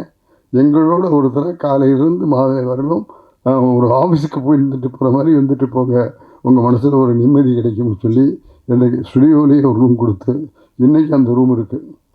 கைதட்ட மாட்டிங்களா? சாதாரண அப்ரெண்டிஸாக போய் சேர்ந்து அசிஸ்டன்ட் டைரக்டர் ஆகி அவங்க கம்பெனிக்கே ஒரு கிட்டத்தட்ட 19 படங்களை இயக்கி எல்லாம் செஞ்சதுனால அந்த உணர்வுக்கு எடுத்துக்காட்டாக எனக்கு ஒரு ரூம் கொடுத்துருக்காங்க. எடிட்டிங் ரூம் ஒன்று ஆரம்பித்தாங்க. அந்த எடிட்டிங்கு எஸ்பிஎம் ஷூட்னு பேர் வச்சாங்க. சூப்பர் ஸ்டார் ஆக்ட் பண்ணி சங்கர் இயக்கின படம், ஏவிஎம் ப்ரொடக்ஷன்ஸ் படம், சிவாஜி ரஜினி ஆக்ட் பண்ண படம். அந்த படத்தில் நான் துணை தயாரிப்பாளர். இவ்வளவு ஏன் சொல்கிறேன்னா, இவ்வளவு என் பேர் வந்து சேர்றதுக்கு நான் அவ்வளவு உழைச்சேன். அந்த உழைப்பு எனக்கு பெரிய பலனை கொடுத்தது, லட்சியத்தை நிறைவேற்றி கொடுத்தது. ஆனால் என் மனைவியையும் என் குடும்பத்தையும் நான் கலைக்கும். ஆகவே அந்த குற்ற உணர்வுக்கு என்ன செய்யறதுன்னு புரியல. சரவணன் சார் போகண்டான்னு என்னை உட்கார வச்சுட்டாரு. அப்போவும் என் மனசில் கவலை போகல. என்ன செய்யறதுன்னு புரியாத போது என்னுடைய பிள்ளைகள்லாம் சேர்ந்து, அப்பா நீங்கள் அம்மாவையும் நினச்சிட்டு இங்கே இருந்தீங்கன்னா ஒரு குழப்பம் உண்டாகும், இப்படி பொள்ளாச்சி பக்கத்தில் போய் வந்தால் உங்களுக்கு மனது தெளிவாகும், நல்ல இயற்கை காட்சிகள் போக்குவரத்துலாம் இருக்கும் அப்படின்னு சொல்லி அந்த ஏரியாவை கூப்பிட்டு போனாங்க. அப்போ நான் ஆழியாருக்கு போனேன். ஆழியாருக்கு போய் அந்த அணையெல்லாம் பார்த்துட்டு திரும்பி பார்த்தா அறிவுத்திருக்கோயில்னு ஒரு போர்டு. என்னென்னு நம்ம கேட்காத ஒரு அமைப்பாக இருக்குது, என்ன இதுன்னு போது கேட்டபோது அங்கே இருக்கவங்க சொன்னாங்க, வேதாத்ரி மகரிஷின்னு ஒரு பெரியவர் இருக்கார், அவர் சில கொள்கைகளை சொல்லியிருக்காரு. அந்த கொள்கைகள் உடலுக்கு பலத்தை கொடுக்கும், மனசுக்கு பலத்தை கொடுக்கும், வாழ்க்கைக்கு நிம்மதியை கொடுக்கும்னாங்க. இதுதான் எனக்கு வேணும், இங்கே வந்து கற்றுக்கிட்டோமான்னு கேட்டேன். இல்லை, சென்னையிலேயே கிளைகள் இருக்குதுன்னு சொல்லிட்டு கேகே நகரில் ஆறுமுகியா அப்படிங்கிற பேராசிரியர்கிட்ட போய் பயிற்சி மனவளக்கலை பயிற்சி எடுத்துக்கிட்டு அதன் பிறகு ஆழியாருக்கு போய், ஆழியாரில் எனக்கு எல்லா ப்ரொஃபஸரும் எனக்கு பெருமையோடு எல்லாருமே குரு. இந்த ஐயா தங்கவேலியா இங்கேருந்து சொல்லிகிட்டு இருக்காங்க, ஐயா பெருமாள் ஐயா, இப்படி எல்லாருமே அங்கே சேர்ந்து என்னை மகரிஷியினுடைய சிஷியனாகவே ஆக்கிட்டாங்க. ஆகவே மகரிஷியுடைய பழக்கம் வந்தது. அதை விட எனக்கு கிடைச்ச பெரிய பாக்கியம், மகரிஷி ஐயாவிடத்திலேயே மனவளக்கலை பயிற்சியை பெற்றேன், பாடம் படித்தேன், அவர் எனக்கு குரு என்பதை உங்களிடத்தில் சொல்லி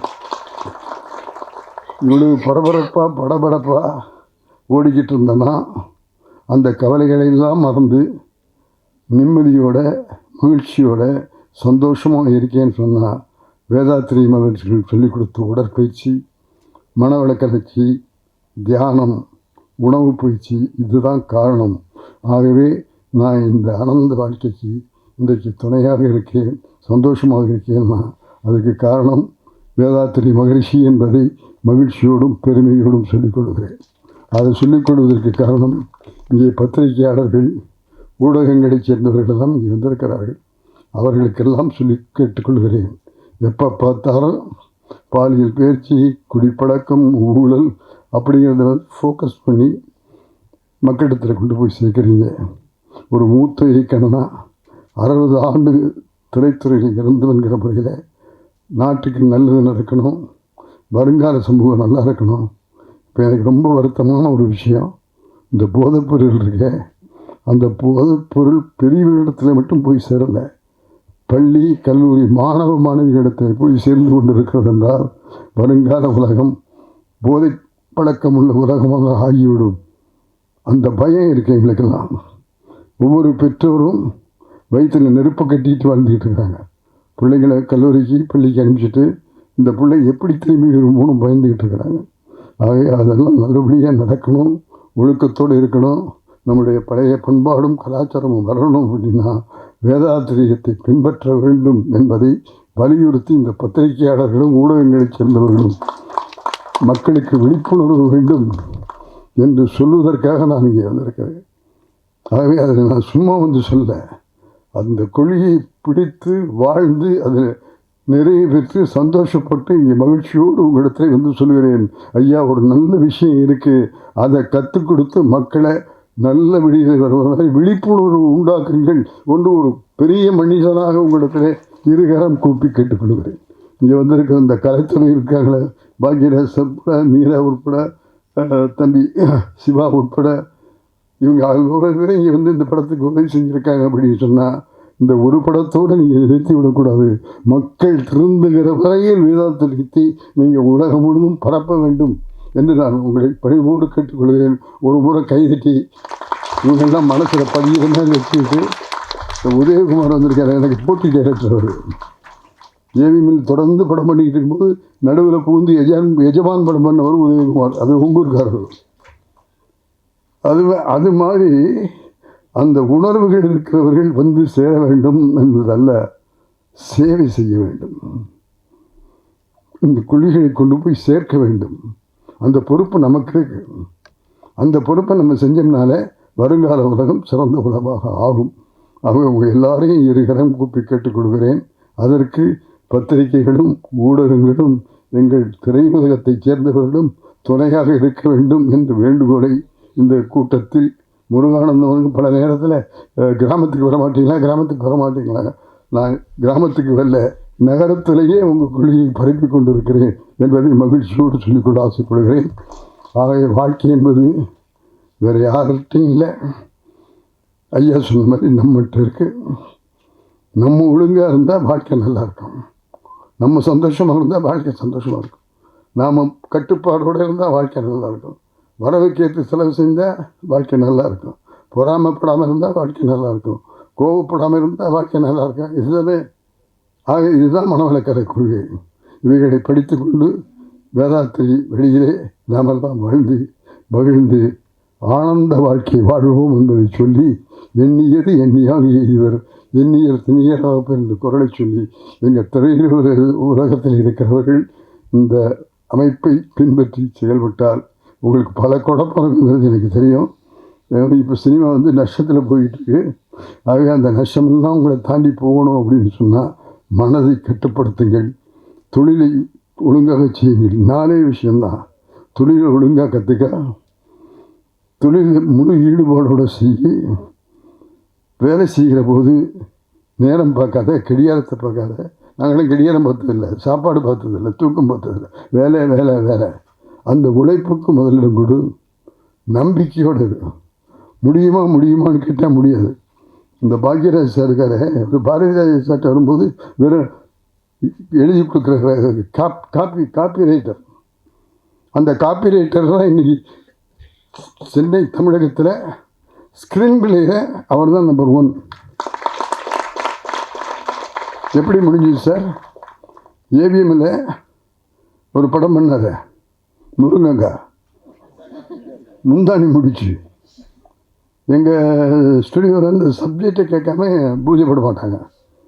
சரவணன் சார் கதையை சொல்லுங்க, நான் சொல்கிற நேரம் வரும்போது சொல்கிறேன்னு சொல்லிட்டு கதை சொல்லாமல் டபாய்ச்சிட்டு இருந்தார். கதை சொன்னால் தான் நான் பூஜை போடுவேன்னு சொன்னதுக்கு பிறகு கதை சொல்கிறேன் சார், ஆனால் ஸ்டுடியோவில் வச்சு உங்கள் ரூமில் வச்சு சொல்ல மாட்டேன், ரூமில் ஹோட்டலில் ரூம் போடுங்க, அங்கே வந்துடுங்க, நான் அங்கே கதை சொல்கிறேன்னு சொல்லிவிட்டு நம்முடைய பாக்யராஜ் அவர்கள் எங்கள் ப்ரொடியூசர்ஸ் எல்லாம் கூட்டிகிட்டு ஹோட்டலுக்கு போய் கதை சொன்னார். எல்லோரும் ஸ்கிரிப்டை வச்சுக்கிட்டு படிச்சுக்கிட்டு பார்த்து சொல்லுவாங்க. இந்த மனுஷங்கையில் ஒரு ஸ்கிரிப்டும் கிடையாது, ஒரு பேப்பரும் கிடையாது, ஒன்றுமே இல்லை சார். 3 மணி கதையை பிக்சரைசேஷன் பண்ணுற மாதிரி படத்தொகுப்போடு சொன்ன கதையாசிரியர், திரைக்கதை ஆசிரியர் பாக்யராஜ். சரவணன் சார் அவங்களாம் எத்தனையோ கதை கேட்டிருப்பாங்க, எல்லாம் பண்ணியிருப்பாங்க. இவருடைய கதையை கேட்ட பிறகு இப்படி ஒரு ஆள் திரைக்கதையோடு சொன்னது நீங்கள் ஒருத்தர் தான் அப்படின்னு பாராட்டின பெருமை அந்த ஏவிஎம் ஸ்டுடியோவுக்கு உண்டு. அதில் எனக்கும் பங்குண்டு. அவர் தான் பாக்யராஜ் என்பதை உங்களிடத்தில் சொல்லிக் கொள்கிறேன்.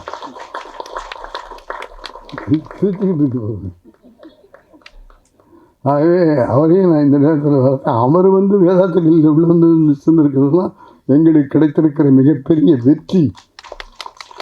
ஆக இங்கே இருக்கிறவங்க அத்தனை பேரையும் நான் வேதாத்திரியத்துக்கு வாங்கன்னு கூப்பிடுறதுக்கு எனக்கு உரிமை உண்டு. 20 வருஷமாக அவங்களோட வாழ்ந்துக்கிட்டு இருக்கிறேன். அதில் பலன் பெற்ற மனிதனாக உங்களிடத்தில் சொல்லிக் கொள்கிறேன். தயவுசெய்து நீங்கள் எல்லாம் வேதாத்திரியத்துக்கு வந்தால் இந்த மனக்குழப்பம் இல்லாமல் மன அமைதியோடு மகிழ்ச்சியோடு வாழ முடியும். நீங்கள் மட்டுமில்லை, உங்களோடு சேர்ந்து நம்ம கலைக்கூட்டத்தையே கூட்டிக் கொண்டு வர வேண்டும் என்று உங்களை எல்லாம் கேட்டுக்கொள்ள ஆசைப்படுகிறேன். ஆக நீங்கள்லாம் கூட்டிகிட்டு வந்தீங்கன்னா இந்த உலகம் என்ன ஆகும்னு பயந்துக்கிட்டு இருக்கிற அந்த சூழல் போய் உலகம் ஒரு அமைதியான உலகமாக ஆகும், நம்மளை ஆக்க முடியும் என்ற உறுதியை எடுத்துக்கொள்ள வேண்டும் சொல்லுது. எண்ணியது எண்ணியாங்கி எய்துவர், எண்ணியர் திணியர் என்ற குரலை சொல்லி அனுபவத்தோடு அந்த மகிழ்ச்சியோடு உங்களிடத்தில் பகிர்ந்து கொள்கிறேன். வெறுமனைக்கு சொல்லலை, ஆனந்த வாழ்க்கை வாழ்வதற்கு இந்த ஆனந்த வாழ்க்கை துணையாக இருக்கும். அதற்கு பாடுபட்ட தம்பி சுப்பிரமணிய பாரதி, பேரே அவன் பாரதின்னு வச்சுருக்கான். அந்த பாரதியினுடைய அந்த வீரமும் தைரியமும் அந்த பையனுக்கு இருந்திருக்கு. அதேமாதிரி அது கூட இருக்கிற சத்யா, மியூசிக் டைரக்டர்ஸு, மற்ற டெக்னீஷியன்ஸு, அவ்வளோ பேருக்கு நம்முடைய மனமார்ந்த பாராட்டுக்களை சொல்லி நான் இயக்க வேண்டும் என்று எண்ணியிருந்த ஒரு படத்தை அவர்கள் இயக்கி இருக்கிறார்கள். அந்த இளைஞர்களை மனமாற உளமாற வாழ்க வாழ்க வாழ்க என்று வாழ்த்தி விடைபெறுகிறேன்.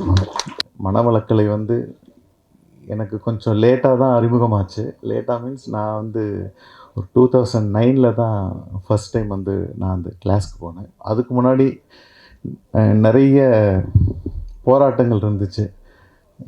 அப்போ நான் சீரியல்லாம் மியூசிக் டைரக்ஷன்லாம் பண்ணிகிட்டு இருந்தேன். 2-3 படத்துக்கு எல்லாம் கமிட் பண்ணுவேன். ஆனால் எதுவுமே நடக்காமல் அப்படியே ஸ்டாப் ஆகிடும். ஸ்டார்ட் பண்ணுவாங்க, சாங்கெல்லாம் ரெக்கார்ட் பண்ணுவேன். அதுக்கப்புறம் அந்த படங்கள் முடியாமல் ஏதோ ஒரு ப்ராப்ளத்தில் இருக்கும், நிறைய குழப்பங்கள் இருக்கும். ஸோ அந்த மாதிரி பண்ண படம் தான் ஏனிப்படி மயக்க நாயின்னு ஒரு படம் பண்ணியிருந்தேன். ஜில்லுன்னு ஒரு காதல், டைரக்டர் கிருஷ்ணாவோட. அந்த படம் ரொம்ப வருஷமாச்சு, படமே ரிலீஸ் ஆகலை, இன்னும் கூட ரிலீஸே ஆகலை. ஆக்சுவலாக ரொம்ப குழப்பத்தில் இருக்கும்போது நான் யூஸ்ஃபுல்லாக நெய்வேலிக்கு அடிக்கடி போவேன். அங்கே ஒரு அன்பர் என்னை பார்த்துட்டு, நான் வடலூர் போவேன். ஆக்சுவலாக வள்ளலாரோடைய மேட்டுக்குப்பம் நான் எப்போவுமே போயிட்டு வருவேன். அங்கே ஒரு நண்பர் பார்த்துட்டு நான் இந்த மாதிரி விஷயங்கள்லாம் ஷேர் பண்ணும்போது அவர் சொன்னார், நீங்கள் அறிவு திருக்கோயில் போனீங்கன்னா உங்களுக்கு இருக்கிற இந்த குழப்பங்கள்லாம் கண்டிப்பாக உங்களுக்கு கிளியர் ஆகிடும், நீங்கள் ஒரு லைஃப்பில் ஒரு தெளிவு கிடைக்கும் அப்படின்னு சொன்னார்.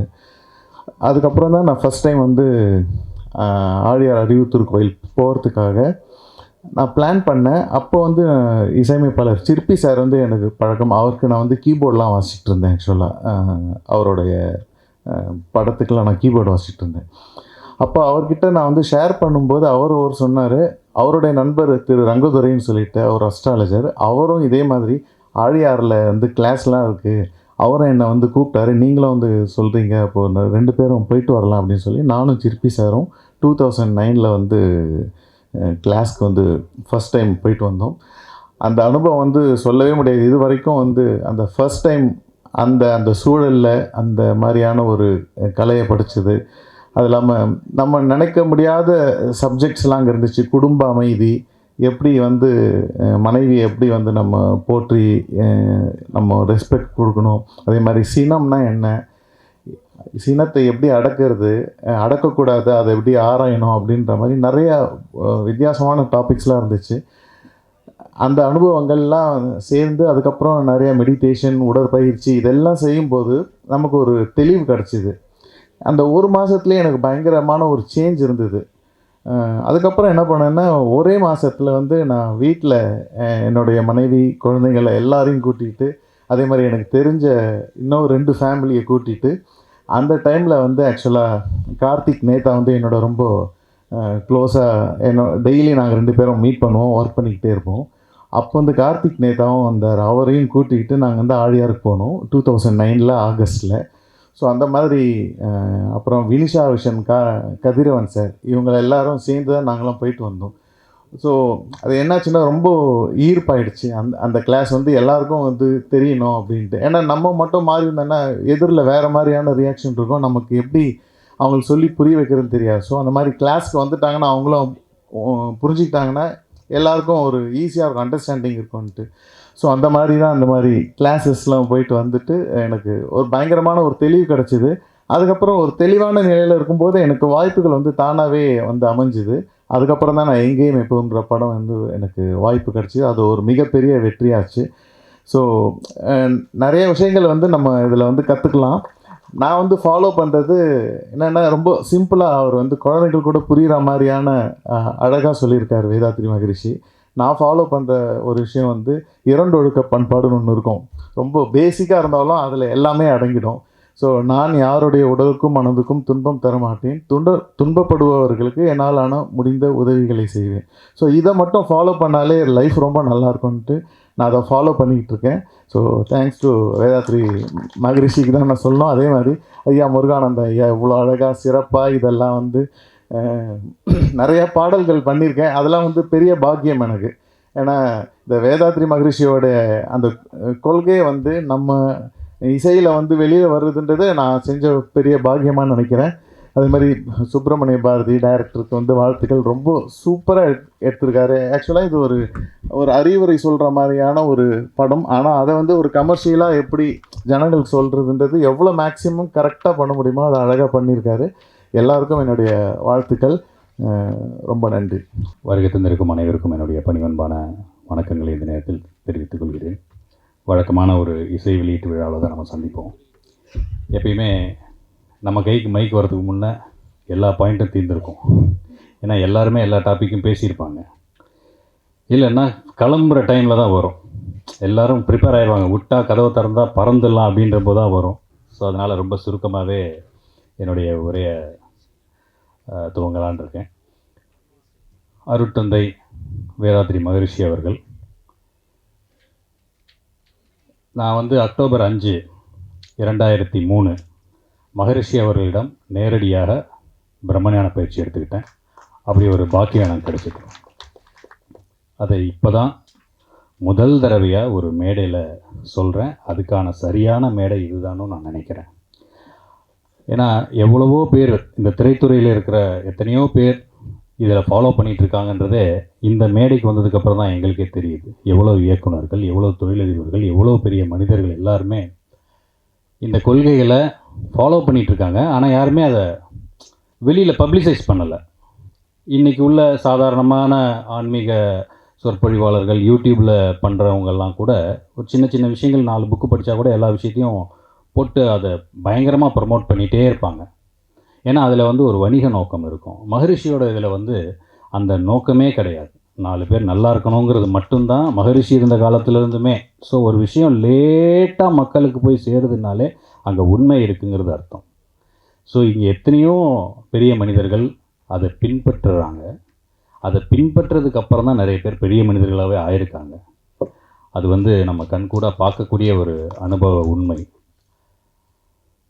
உண்மையை சொல்லணுன்னா எல்லாருக்குமே ஒரு காலத்தில் அந்த ஃப்ரஸ்ட்ரேஷன் ஸ்ட்ரெஸ்ஸு அதெல்லாம் தாண்டி ஒரு குழப்பமான சூழ்நிலையில் நான் அங்கே போனேன். நான் அதுக்கப்புறம் தெளிவானேன். அதுக்கப்புறம் என்னோடய லைஃப் மாறிச்சு அப்படின்றத நாங்கள் படத்தில் எப்படி ஆனந்த வாழ்க்கையில் சொன்னோமோ, நிறைய பேர் மேடையில் பேசின பிரபலங்களும் சரி, அதே போல் உடல் சார்ந்த பிரச்சனைகள்லேருந்து அவங்க எப்படி ஆரோக்கியமான ஒரு வாழ்க்கை முறைக்கு மாறினாங்கன்றதையும் இந்த பயிற்சிகள் மூலிமா அவங்க மாறினாங்கன்றதையும் ஒரு அனுபவ உண்மைகளாக இங்கே பகிர்ந்துக்கிட்டாங்க. நாங்கள் என்ன இப்போ படமாக என்ன சீன்ஸ் பண்ணோமோ அந்த சீன்ஸ் எனக்கு லைவாக நடந்த மாதிரி ஒரு எக்ஸ்பீரியன்ஸ். அதில் நாங்கள் ஷூட் பண்ணதை இங்கே மேடையில் பேசின நம்ம மரியாதைக்குரிய எஸ்பிஎம் ஐயா அவங்க பேசும்போது கூட நமக்கு அது ஹார்ட்லி கனெக்ட் ஆச்சு. சமுத்திரகனி சாராக இருக்கட்டும், எங்களுடைய குருநாதர் பாக்யராஜ் சார் அவர்களாக இருக்கட்டும், எல்லாருமே பேசும்போது எப்பயுமே எந்த ஒரு விஷயம் பேசினாலுமே எனக்குள்ளே கனெக்ட் ஆகிற ஒரு விஷயம் தலைவர் ரஜினிகாந்த் அவர்கள். உண்மையிலே எனக்கு இந்த தியானம் பண்ணணுங்கிற ஆர்வத்தை தூண்டியதே அவர் தான். அப்போது பாபா படம் ரிலீஸ் ஆன சமயம் தியானம், அந்த ஒரு பாபாஜியை தேடி அவங்க போவாங்க, அந்த இதெல்லாம் இருக்கும். அந்த சமயத்தில் நமக்கும் தியானம் பண்ணணுன்ற ஒரு ஆர்வம் இருக்குது. தலைவர் சொல்லிட்டாரு, மெடிடேஷன் பண்ணால் வாழ்க்கையில் முன்னுக்கு வரலாம், ஒரு நல்ல ஒரு ஃப்யூச்சர் இருக்கும் அப்படின்னு சொல்கிறாரு. இது யார்கிட்ட போகிறது, என்ன பண்ணுறது தெரியல. ஆனால் எனக்கு தியானம் பண்ணணும், இது கற்றுக்கணுன்ற ஒரு எண்ணம் மட்டும் இருந்தது. திடீர்னு ஒரு நாள் நாங்கள் இப்போ மளிகை கடை வச்சுருந்தோம். எங்கள் கடைக்கு வர ஒரு திடீர்னு ஒருத்தர் வந்தார். வந்து என்ன தம்பி பேசிகிட்டே இருக்கும்போது ஒரு நாள் சொன்னால், எனக்கு தியானம் பண்ணணும்னு இன்ட்ரெஸ்ட், எங்கள் தலைவர் சொல்லியிருக்காருங்க. அப்படியா, சரி நான் ஒரு இடத்துக்கு உன்னை கூப்பிட்டு போகிறேன் அப்படின்னு சொல்லிட்டு என்னை ஆவடி அறிவு திருக்கோயிலில் கொண்டு போய் என்னை சேர்த்து விட்டு எனக்கு வேதகிரியை தீட்சை கொடுத்தாங்க. அதுக்கப்புறம் நான் தொடர்ந்து பயிற்சிகள் எடுத்தேன். கரெக்டாக அந்த ஒரு வருஷத்துக்குள்ளேயே நான் பிரம்மஞானமும் ஆழியாரில் வந்து கம்ப்ளீட் பண்ணேன். அந்த பெரியவரை நான் அதுக்கப்புறம் பார்க்கவே இல்லை. ஸோ நம்ம ஒரு விஷயத்தை நினைக்கிறோம் அப்படின்னும்போது அந்த சக்தி சமுத்திரகனி சார் பேசுன மாதிரி அதுவே நம்மளை வந்து இழுத்துட்டு வந்து அது கொண்டு போய் நம்மளை எங்கே சேர்க்கணுமோ அது சரியாக சேர்த்துரும்.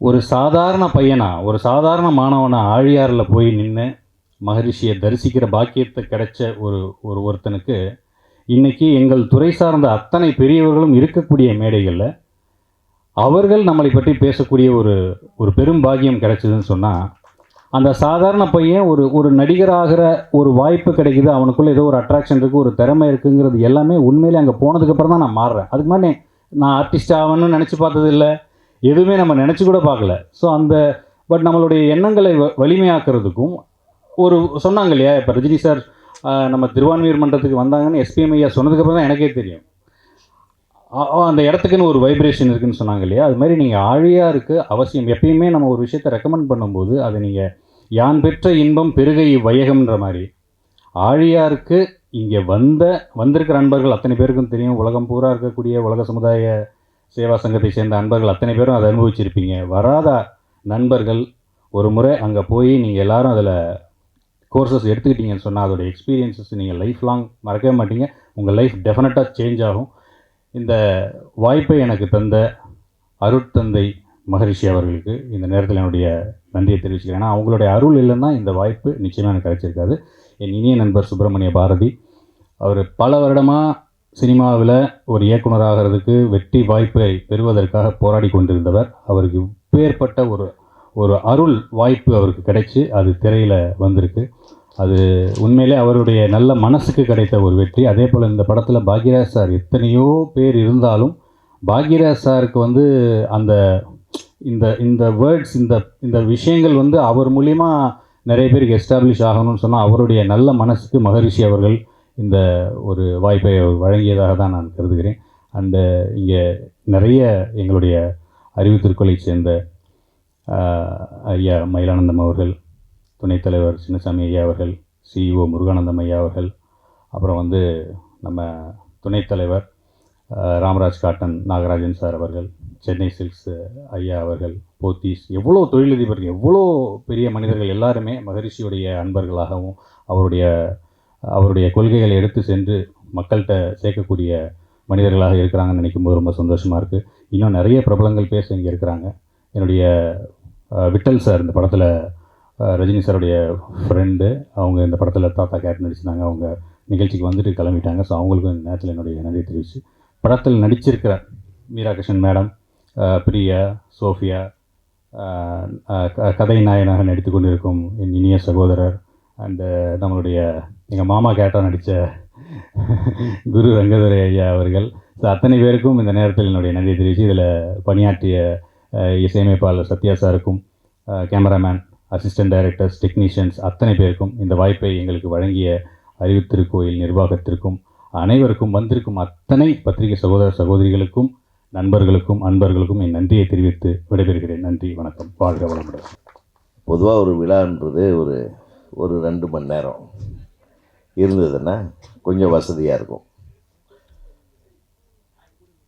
ஒரு 5 மணி நேரம் 6 மணி நேரம் என்பது நம்ம சென்னை போன்ற ஒரு நகரத்திற்கு இந்த போக்குவரத்திற்கும் ஒவ்வொருவரும் ஒவ்வொரு இடத்திற்கு செல்ல வேண்டும், இந்த கால அமைப்பின் கட்டாயங்கள் எல்லாம் கருதி பார்த்தா சில பேர் நெளிவாங்க, சில பேர் நம்ம கிளம்பிடலாமான்னு பார்ப்பாங்க, சில பேர் இதோ வந்துடுறேன்ட்டு போயிடுவாங்க. அந்த மாதிரி நடக்கிறது எல்லாத்தையும் பார்த்துட்டு தான் இருக்கேன். அடிக்கடி இந்த மாதிரி விழாக்கள் நான் நிறைய கலந்துக்கிறதுனால திரைப்பட இயக்குனர் சங்கத்தின் தலைவருங்கிற முறையில் வாரத்தில் ஒரு 4 நாள் ஒரு 5 மணி நேரம் என்னை வச்சு செய்வாங்க. அதுக்காகவாவது ஒரு தடவை நம்ம ஆசிரமத்துக்கு போகணும். சார், ஒரு நாளைக்கு ஒரு விழாவில் ஒரு 5 மணி நேரம் நம்ம ஒரு தடவை, ஒரு மாதத்துக்கு ஒரு தடவைன்னா ஓரளவுக்கு ஓகே, தலையை கொடுத்துடலாம். எல்லா ஏங்கல்லையும் முடிச்சு அப்புறம் கடைசியில் தான் நம்மளை கூப்பிடுவாங்க. இதே மாதிரி என்னத்தை பேசுறது, முருகா இறைவா.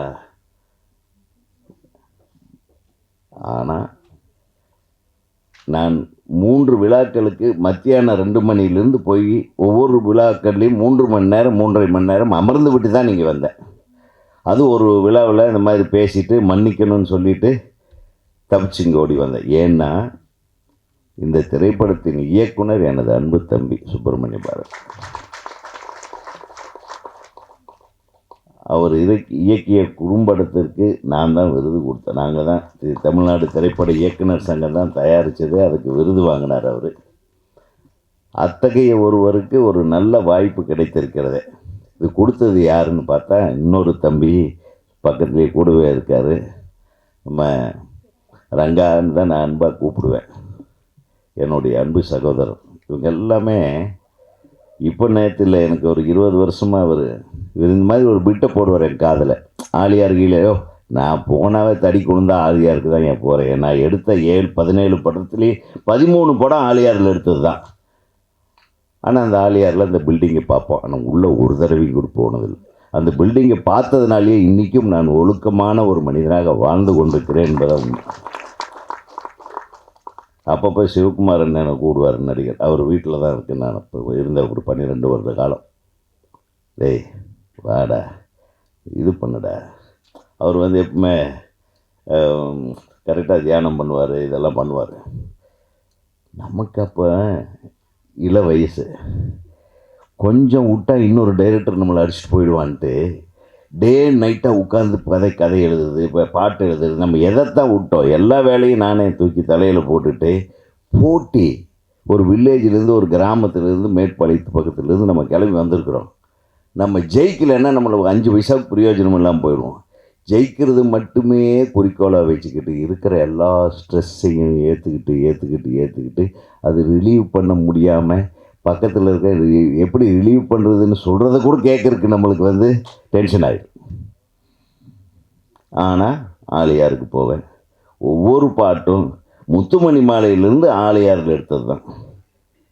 முத்துமணி மாலை பாட்டு சின்ன கவுண்டரில் பார்த்தீங்கன்னா அந்த பொண்ணுமணி பாட்டு நெஞ்சுக்குள்ளே இன்னாருன்னு அந்த ஆலியார் டேமுக்கு பின்னாடி போய் முதுகில் போட்டு அந்த ஆலியாரில் சுவாமி சச்சிதானந்தர், வேதாந்த மகரிஷி அவருடைய ஆசிரமத்தை நாம் பார்க்காமல் ஒரு நாளும் நான் இருந்ததில்லை. அங்கே படப்பிடிப்பு போகும்போதெல்லாம் ஒன்றா நம்ம மங்கி ஃபால்ஸ் போகணுன்னாலும் அதை தாண்டி தான் போவோம். மங்கி ஃபால்ஸில் தான் பச்சை மலை பூ பாட்டு எடுத்தேன். ஸோ எனக்கு ஏதோ தெரியாமல் புரியாமல் இன்றைக்கி வரையிலும் அந்த ஆசிரமத்துக்கு போகலை. ஆனால் அந்த ஆசிரமத்தினுடைய எல்லா அனுகிரகங்களும் என்னை அடைந்ததாகவே நான் கருதுகிறேன். ஏன்னா நான் ஒழுக்கமானவனாக இருக்கிறது, நான் சொல்லிக்கிறேன், அடுத்தவங்க நம்புகிறாங்களோ இல்லையோ, நான் ஒழுக்கமானவனாக இருக்கிறதே எனக்கு ஒரு பெரிய தியானம் மாதிரி தான். ஆனால் அது ரொம்ப சிரமம். இன்னும் வழிகாட்டுதல் இருந்தால் ரொம்ப ஈஸி நம்ம பக்குவப்படுத்திக்கிறது.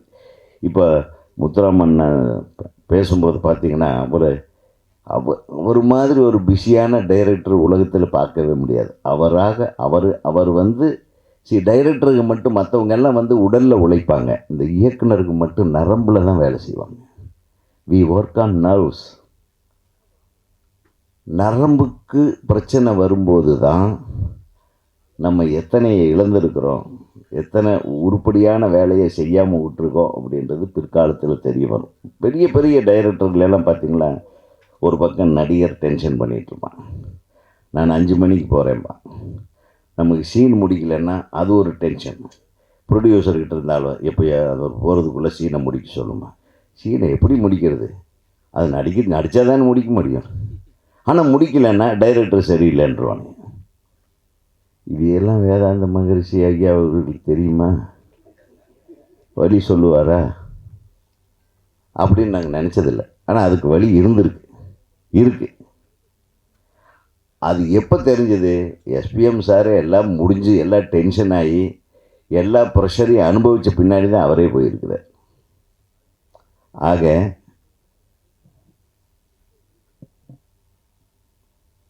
சொன்னாங்க இல்லையா ஐயா, பள்ளிக்கூடத்திலிருந்தே இந்த மாதிரி பாடத்திட்டத்தை கொண்டு வரணும். இந்த தியானங்கள் என்பது என்ன, எப்படி வந்து ஒரு மனிதனை வந்து மனிதனுக்குண்டான அந்த மற்ற சபலங்கள் என்று நான் சொல்வது என்னென்னா, அந்த நிலைத்தன்மை இல்லாத ஒரு மைண்டு, அங்கே தாவர மைண்டை ஒருமுகப்படுத்துறதுக்கு உண்டான அந்த வழிமுறைகளை சிறு வயது முதலிருந்தே கொண்டு வந்தால் நன்றாக இருக்குமே. அதையே நம்ம செய்யக்கூடாது. இது ஒரு படத்தை எடுத்து அந்த படத்தை பார்த்து தான் அதை புரிஞ்சுக்கணுன்றதல்ல. என்னை போன்றவர்களுக்கே வந்து நம்ம இந்த மாதிரி ஒரு விஷயம் இருக்குதுன்னு நம்மளுக்கு ரொம்ப நாள் கழித்து தான் தெரியுது. அதாவது நம்ம பப்ளிசிட்டி பண்ணலன்றதல்ல, அதுக்கு போயிட்டு வந்தவங்க அதை பற்றி பரப்ப மாட்டேன்றாங்க, அவங்களுக்குள்ளேயே வச்சுக்கிறாங்க. நான் குறை சொல்லலை. நமக்கு கிடைத்த இந்த பாக்கியம் நம்மோடவே இருக்கட்டும் அப்படின்னு நினச்சிடக்கூடாது. இப்போ வந்து சினிமாவில் இத்தனை பேர்த்துக்கு இன்றைக்கி தான் தெரிஞ்சுது பாருங்கள், இவ்வளவு நாள் ஏன் தெரியல? ஏன்னா அதை சொல்லுவதற்கு கூட சிலர் கூச்சப்படுவார். நம்ம போயிட்டு வந்துட்டுருக்கோம், அங்கே போங்கன்னு சொல்கிறது கூட கொஞ்சம் கூச்சப்படுவார். ஏன்னா அது சரியாக எடுத்துக்கிற மனப்பக்குவம் மனிதர்கள்கிட்ட இல்லை. உண்மையாக தான். இதை நம்ம எப்படி தீர்க்கிறது? இந்த மாதிரிலாம் சிந்திக்கணும். இப்போ தான் சொல்கிறாங்க யூடியூப் கலாச்சாரம் வந்த கடைசியில் ஒரே ஒரு கருவேப்பிலை ஒரு நெல்லிக்காயை வச்சு 15 பேர் வைத்தியம் சொல்கிறான். உண்மையிலுங்க அப்படி பார்த்தோம்னா 5 நிமிஷத்தில் நீங்கள் வந்து உங்களுக்கு சுகர் இறங்கணுமா, இந்த கருவேப்பிலையை காலையில் எடுத்துங்க, இத்தனை பண்ணுங்க, அதை போட்டு மிக்சியில் இறங்கி அதை பண்ணுங்க, அது ஒன்று. அடுத்தது ஸ்க்ரால் பண்ணால் அவன் அதோட ஒரு சின்ன விஷயம் பெப்பரை சேர்த்துக்க சொல்லுவான், ஒரு 5 பெப்பர். அவர் தனி வைத்தியர். இதை போட்டு சாவடிக்கிறாங்களா இல்லையா? நம்ம ஒரு 5 ரீல்ஸை பார்த்த கடைசியில் நமக்கு அடுத்த நாள் நமக்கு தூக்கம் வராது. காலையில் எழுந்து ஒய்ஃபுக்கிட்ட இந்த ஒரு 2 நெல்லிக்காய் வாங்கிம்மா அவளுக்கு, அதாங்க டெய்லி நான் கொடுத்துட்ருக்குறேன். ஓ அப்படியா? ஸோ இந்த மாதிரி விஷயங்கள் எல்லாத்தையும் விட அன்பு சகோதரர் சொன்னது போல் இந்த ஆன்மீகத்தில் தன் மனதை பக்குவப்படுத்தும் விஷயங்களை நம்ம வேதாந்த மகரிஷி ஐயா அவர்களுடைய கல்விக்கூடத்தின் மூலமாக அழகாக சில விஷயங்கள் டக்குன்னு அப்படி போய் சேர்ற மாதிரி பண்ணால் இன்றைக்கி யாருமே வந்து ரொம்ப நேரம் சொன்னால் கேட்க மாட்டாங்க சார். அட்வைஸு டைம் இல்லை யாருங்க. இப்போ கூட 5 நிமிஷம் 4.5 நிமிஷம் பாட்டெல்லாம் வந்து ஃபுல்லாக உட்காந்து படத்தில் பார்க்க மாட்டாங்கன்ட்டு அந்த பாட்டை பாதியாக நிறுத்திடுறாங்க. அப்படின்னு இப்போ கொஞ்சம் ஒரு பெரிய இசை வெளியீட்டு விழாவில் பெரிய நடிகர்களே பேசுகிறாங்க. 5 பாட்டு ரொம்ப லென்த்தியாக இருந்தால் ஆடியன்ஸ் உட்கார மாட்டாங்க. இதில் என்ன தெரியுது? இந்த ஷார்ட் ஃபார்மில் ஸ்வீட்டாக சுவாமி வேதாந்த மகரிஷி அவர்களுடைய கருத்துக்களை அழகாக இப்போ இங்கே வந்திருக்காங்க இல்லையா, இப்போ நம்ம சமுத்திரம் கனி எடுத்துங்க, கனியை ஒரு 2 நிமிஷம் பேச சொல்லுங்கள் அதை பற்றி, அது ஒரு ரீலாக போடுங்க. வைக்கராஜ் சார் ஒரு 5 நிமிஷம் பேசி ரீலாக போடுங்க. இதில் இன்வால்வ் ஆகிட்டு இதில் உண்மை இருக்குன்னு தெரிஞ்சவங்க வரட்டுமே என்ற கருத்தை நான் பதிவு செய்ய ஆசைப்படுகிறேன். வேற ஒன்றும் இல்லை. ஏன்னா எனக்கே இவ்வளவு நாள் தெரியல பாருங்கள். முத்துராமண்ணன் பேசும்போது எனக்கு அப்படியே நம்மளுக்கே தெரியலையே, இவ்வளவு நாள் என் படத்தை பார்த்துட்டே நல்லா எடுத்துருக்குற, இது மட்டும் தானே சொன்னார் அவர், மீதி விஷயத்தை ஏன் சொல்லலைன்னு எனக்கு அவர் மேலே கோபம் வரும். அதே மாதிரி நம்ம என் தம்பி, என் துணைத் தலைவர் நம்ம சங்கத்தில் எழில், ஆமாண்ணே நானும் கூட போயிட்டு வந்திருக்கேண்ணே, திருட்டு பயலுங்க. நீ போயிட்டு வந்து அப்போவே சொல்லியிருக்கலாம்ல, இன்னொரு 10 பேர் நாங்கள் வந்திருப்போம்ல. இருக்கட்டே, எங்கள் ஊரில் தினம் பார்த்துட்டு நானே போகலின்றல. அப்போ இவன் நமக்கு முதல் படத்துக்கு இது ஆட்டு கிழக்கு வாசல்னு படம் எடுத்ததே ஆலியாரில் தான். அதுக்கு கூட உங்களுக்கு ஒரு கனெக்ஷன் இருக்குது பாரு, புரியுதா? ஆலியார் டேம் கீழே அடிவாரத்தில். சரி, அவரும் சொல்லலை, எல்லாமே நண்பர்கள் தான். ஸோ நீ எங்கிட்ட சொல்லன்றது தான் நான் சொல்கிறேன். எங்கிட்ட சொல்லியிருந்தா நான் சங்கத்தில் ஒரு மீட்டிங் போட்டு அனைத்து இயக்குநர்களுக்கும் சொல்லியிருப்பேன்ல, அதையே நீங்கள் செய்யலைன்றது தானே. நான் இப்போவும் சொல்கிறேன், நான் சொல்ல வர்றது அதுதான். நான் இந்த படத்தை பார்க்கலன்றதுனால கொஞ்சம் சத்தம் போட்டு பேசி உங்களை பயமுறுத்துறேன் நினைக்காதீங்க. அதுக்கு நான் மன்னிப்பெல்லாம் கேட்கல, எனக்கு பயங்கர டென்ஷனில் வந்துட்டேன். அரைகுறையாக நான் படம் பார்க்கக்கூடாதுன்னு கொஞ்ச நேரத்துக்கு முன்னாடியே வந்தாலும் நான் வெயிட் பண்ணேன். ஏன்னா ஒரு தடவை முழுசாக பார்த்துருந்தேங்க. அது நான் மட்டும் பார்க்காம நம்ம இயக்குனர் சங்கத்துக்கே ஒரு தடவை போட்டுருவோம். ஏன்னா கண்ணே, தமிழ்நாடு திரைப்பட இயக்குனர் சங்கத்துக்கு ஒரு தடவை போட்டு இதே தேட்டரில் போடுவோம். இதே மாதிரி நீங்கள் எல்லாம் வாங்க, இதனுடைய பெருமைகளை நீங்கள் பேசணும் என்று கேட்டுக்கொண்டு, ஏன்னா இதை பற்றி நான் ஜாஸ்தி பேசினா அது அதிக பிரசங்கித்தனமாயிடும். ஏன்னா பொள்ளாச்சி என்றது நான் வாழ்ந்த இடம், என்னை வளர்த்த இடம் பொள்ளாச்சி. ஏன்னா கிழக்கு வாசல் ஆகட்டும், சின்ன கவுண்டர் ஆகட்டும், எஜமான் ஆகட்டும், ஈவன் சிங்காரவேலன் ஆகட்டும், சொன்னபடிக்கெல்லாம் அந்த முத்து கவுண்டர் தோட்டத்தில் எடுத்தது முழு படம். அந்த படமே இது அந்த நான் காட்டாத பகுதிகளே இல்லை, அதில் இதுதான் காட்டலை. ஏன்னா அது வழியாக தான் போவேன். இது காரணம் நான் இல்லை, நீங்கள் தான் என்று சொல்லி அதிலிருந்து அந்த காரணத்துக்கு நீங்கள் தான் காரணம். என்னையெல்லாம் வந்து கரெக்டாக என்னை டியூன் பண்ணலை, எல்லாத்தையும் டியூன் பண்ணிட்டு என்னை பொசுக்குன்னு விட்டீங்க. அதனால் நான் வருத்தப்படலை, ரொம்ப சந்தோஷப்படுறேன். ஏன்னா இத்தனை பேர் மகரிஷி ஐயா அவர்களுடைய அந்த போதனைகளை வந்து நீங்கள் உணர்ந்து இது செயல்பட்டு கொண்டிருக்கிறீர்கள். நமது திரை உலகத்தினருக்கு டெஃபினட்டாக இது அவசியம். ஏன்னா நிச்சயமாக மனசு கட்டுப்பாடு இல்லாமல் இல்லை, மனசு வந்து தத்தளித்து கொண்டிருக்கும் மனதை உடையவர்கள். ஒரு படம் சக்ஸஸ் ஆச்சுன்னா அப்போவே அவன் மனசு பைத்தியம் பிடிச்சிடும், மென்டல் ஆகிடுவான். ரெண்டாவது ஃப்ளாப் ஆச்சுன்னு வைங்க, அடுத்து எவனும் படம் வரலன்னா அவன் டபுள் மென்டல் ஆகிடுவான். ஸோ அவன் மைண்டுக்கு டெஃபினட்டாக ஒரு மருந்து. என்ன சத்யா, கரெக்டாக சத்யாவுக்கு தெரியும், அவன் படம் பண்ணி படம் இல்லாத ரெண்டையும் அனுபவிச்சாள் சத்யா. ஸோ ஆக எல்லா மனித வாழ்க்கையில் எல்லாத்துக்கும் வெற்றி தோல்விங்கிறது சகஜம். வெற்றி பெறும்போதும் சரி, தோல்வி அடையும் போதும் சரி, மனநிலை ஒரே மாதிரியாக இருக்க வேண்டும் என்பது தான். அந்த மனதிடத்தை நம்ம வளர்த்துக்கிறதா மன வளர் கலை. அந்த கலை நாம் எல்லோரும் கற்றுக்கொள்வோம். நானும் இன்னைக்கிலிருந்து ஆரம்பிச்சிடுறேன். நன்றி, வணக்கம். எந்த ஒரு நிகழ்வுமே இறைவனுடைய விருப்பம், குருவனுடைய திட்டம் இல்லைன்னா எதுவுமே நடக்காது. நாங்கள் 1958 இந்த அமைப்பு தோற்றுவிக்கப்பட்டது. ஏறக்குறைய 67-70 வருஷங்கள் ஆயிடுச்சு. ஒவ்வொரு முறையும் எத்தனையோ பேர் சிந்திச்சிருந்துருக்கலாம். இதை இன்னும் விரிவுபடுத்தணும்னா ஒரு மிகப்பெரிய சமுதாயத்தில் மிக குறுகிய காலத்தில் அதிகமான நிலையில் ரீச் ஆகணும்னா ஒன்லி ஒன் மீடியா, நம்ம சினிமா மீடியா தான். அதில் போகணும். இதை எப்படி கொண்டு போகிறதுங்கிறது பல பேர்த்தோட எண்ணங்கள், செயல்கள் இன்று குருவின் அருளால் செயலுக்கு வந்திருக்கு. எனக்கு என்ன, இதுக்கெல்லாம் ஏற்பாடு பண்ண ஒரு 5 நாளாகவே இங்கே ஆலியார்லேருந்து வந்து ஒவ்வொரு நிலையும் பார்த்து நம்ம இதுக்கான அரேஞ்ச்மெண்ட் பண்ணோம். நாங்கள் 10,000 பேர் 20,000 பேர் விழா வச்சு மிக சிறப்பாக நடத்தியிருக்கோம். அதில் எல்லாம் இல்லாத ஒரு ஒரு சின்ன பதட்டம்னு கூட சொல்லலாம்.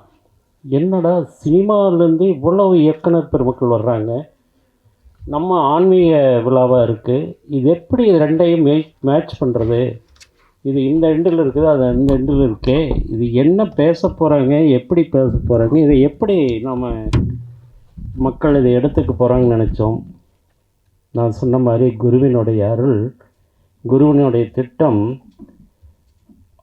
நம்மளுடைய மனவளக்கலை பயிற்சி எடுத்த பேராசை பெருமக்கள் அல்லது ஆன்மீக பெரியவர்கள் மனவளக்கலை பயிற்சியும் அதனால் அடைகின்ற மாற்றத்தை பற்றியும் பேசியிருந்தால் எந்த அளவுக்கு பேசியிருப்பாங்களோ அத்தனையிலும் மேலாக ஒவ்வொருவரும் சரி, ஒவ்வொரு சினிமா இயக்குனர் பெருமக்களும் சரி, நடிகரும் சரி, தன்னுடைய அனுபவங்களை பகிர்ந்து கொண்டு உள்ளார்ந்த நிலையில் இந்த மனவளக்கலை பயிற்சி ஏற்பட்டுடைய மாற்றத்தை அனுபவபூர்வமாக பேசிய பொழுது இன்றே இந்த 50 வருடங்கள் நடத்திய கடந்த நாம் அனுபவித்த அத்தனை சாதனைகளையும் ஒரு விழா ஒரு 25 வருஷத்துக்கு அடுத்த நிலையிலே உயர்த்தி சென்றுள்ளது என்பதை மனப்பூர்வமாக இதை ஏற்றுக்கொள்கின்றோம்.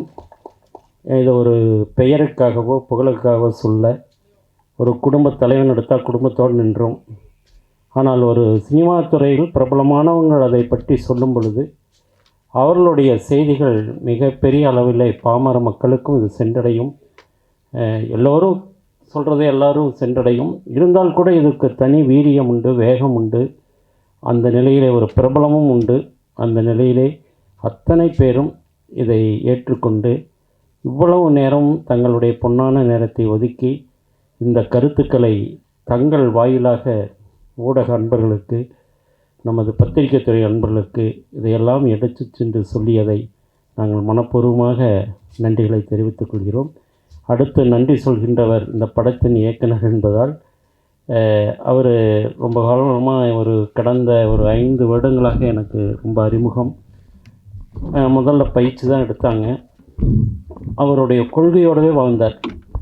இன்னும் சொல்லப்போனால் அவர் நிறைய ஒரு பல விருப்பங்களை கூட இந்த படம் வெளிவருவதற்காக ஒரு விரதமாக இருந்து கடைப்பிடித்து இந்த படத்துடைய நாங்கள் என்ன நினைத்தோமோ, அவர் மனதில் என்ன எப்படி வர வேண்டும் என்று எண்ணங்கள் தோன்றியதோ, குருவின் அருள் எல்லாவற்றுக்கும் மேலாக உலக மக்களுக்கு தேவையான ஒரு நற்செய்தியாக வழியை காட்டக்கூடிய பாதையாக இந்த ஆனந்த வாழ்க்கையை அமைத்து கொடுத்த நமது மதிப்புக்குரிய சகோதரர் சுப்பிரமணிய பாரதி அவர்களுக்கும், அவரோடு இணைந்த அனைத்து அவருடைய டீம் மெம்பர்ஸுக்கும், இதில் நடித்த அத்தனை நடிகர்களுக்கும் எல்லாம் வல்ல இறையர்களும் குருவர்களும் எல்லா வகையிலும் ஏற்றத்தையும் உயர்வையும் தந்து நிறைவோடு வாழ வைக்கும் என்று குருவை வேண்டி அவருக்கு மனமார்ந்த நன்றிகளை தெரிவித்து அவரை நன்றி உரை கழிக்கின்றோம். வாழ்வுடன் குருநாதர் வேதாத்ரி ஐயா அவர்களுக்கு மானசீகமாக என் நன்றியை தெரிவித்துக் கொள்கிறேன். எங்கும் வியாபித்து கொண்டிருக்கும் அவருடைய ஆற்றல் அது கேட்கும், ஏற்கும். இதுக்கு முதல்ல நான் நன்றி சொல்லணும்னா குரு ரங்கதுரை அண்ணனுக்கு தான் சொல்லணும். ஏன்னா முதல்ல நான் வள்ளலார் பக்தர் அப்படி இருந்தவர். வள்ளலார் எங்கே இருக்குன்னு பார்க்கும்போது மகரிஷி ஐயா கூட இருக்காருன்னு சொல்லும்போது, நம்பால் வாப்பாங்க, அவர் கூட 10 வருஷம் இருந்திருக்காருன்னு. அது அவர் தான் கூப்பிட்டு போய் எனக்கு அமௌண்ட்டு கட்டி 4 நாள் பயிற்சி எடுக்க சொன்னார். அந்த பயிற்சி எடுத்த பிறகு எனக்கு உண்மையிலே அதை வள்ளலார் கூட நான் சின்ன வயசுலேருந்தே வள்ளலார் டிவோட்டுங்கிறதுனால என்னப்பா இப்படி ஒரு விஷயம். இந்த எவ்வளோ நான் நிறைய இடங்களுக்கு போயிருக்கேன். ஆன்மீக தேடல் எனக்கு சின்ன வயசுலேயே இருந்தது. நிறையா இடங்களுக்கு போயிருக்கேன். எல்லா ஞானிகளும் எல்லா சித்தர்களும் நிறையா சொல்லியிருக்காங்க. ஆனால் அதை வழிகாட்டல, கரெக்டாக கையை பிடிச்சி கூட்டிகிட்டு போகல.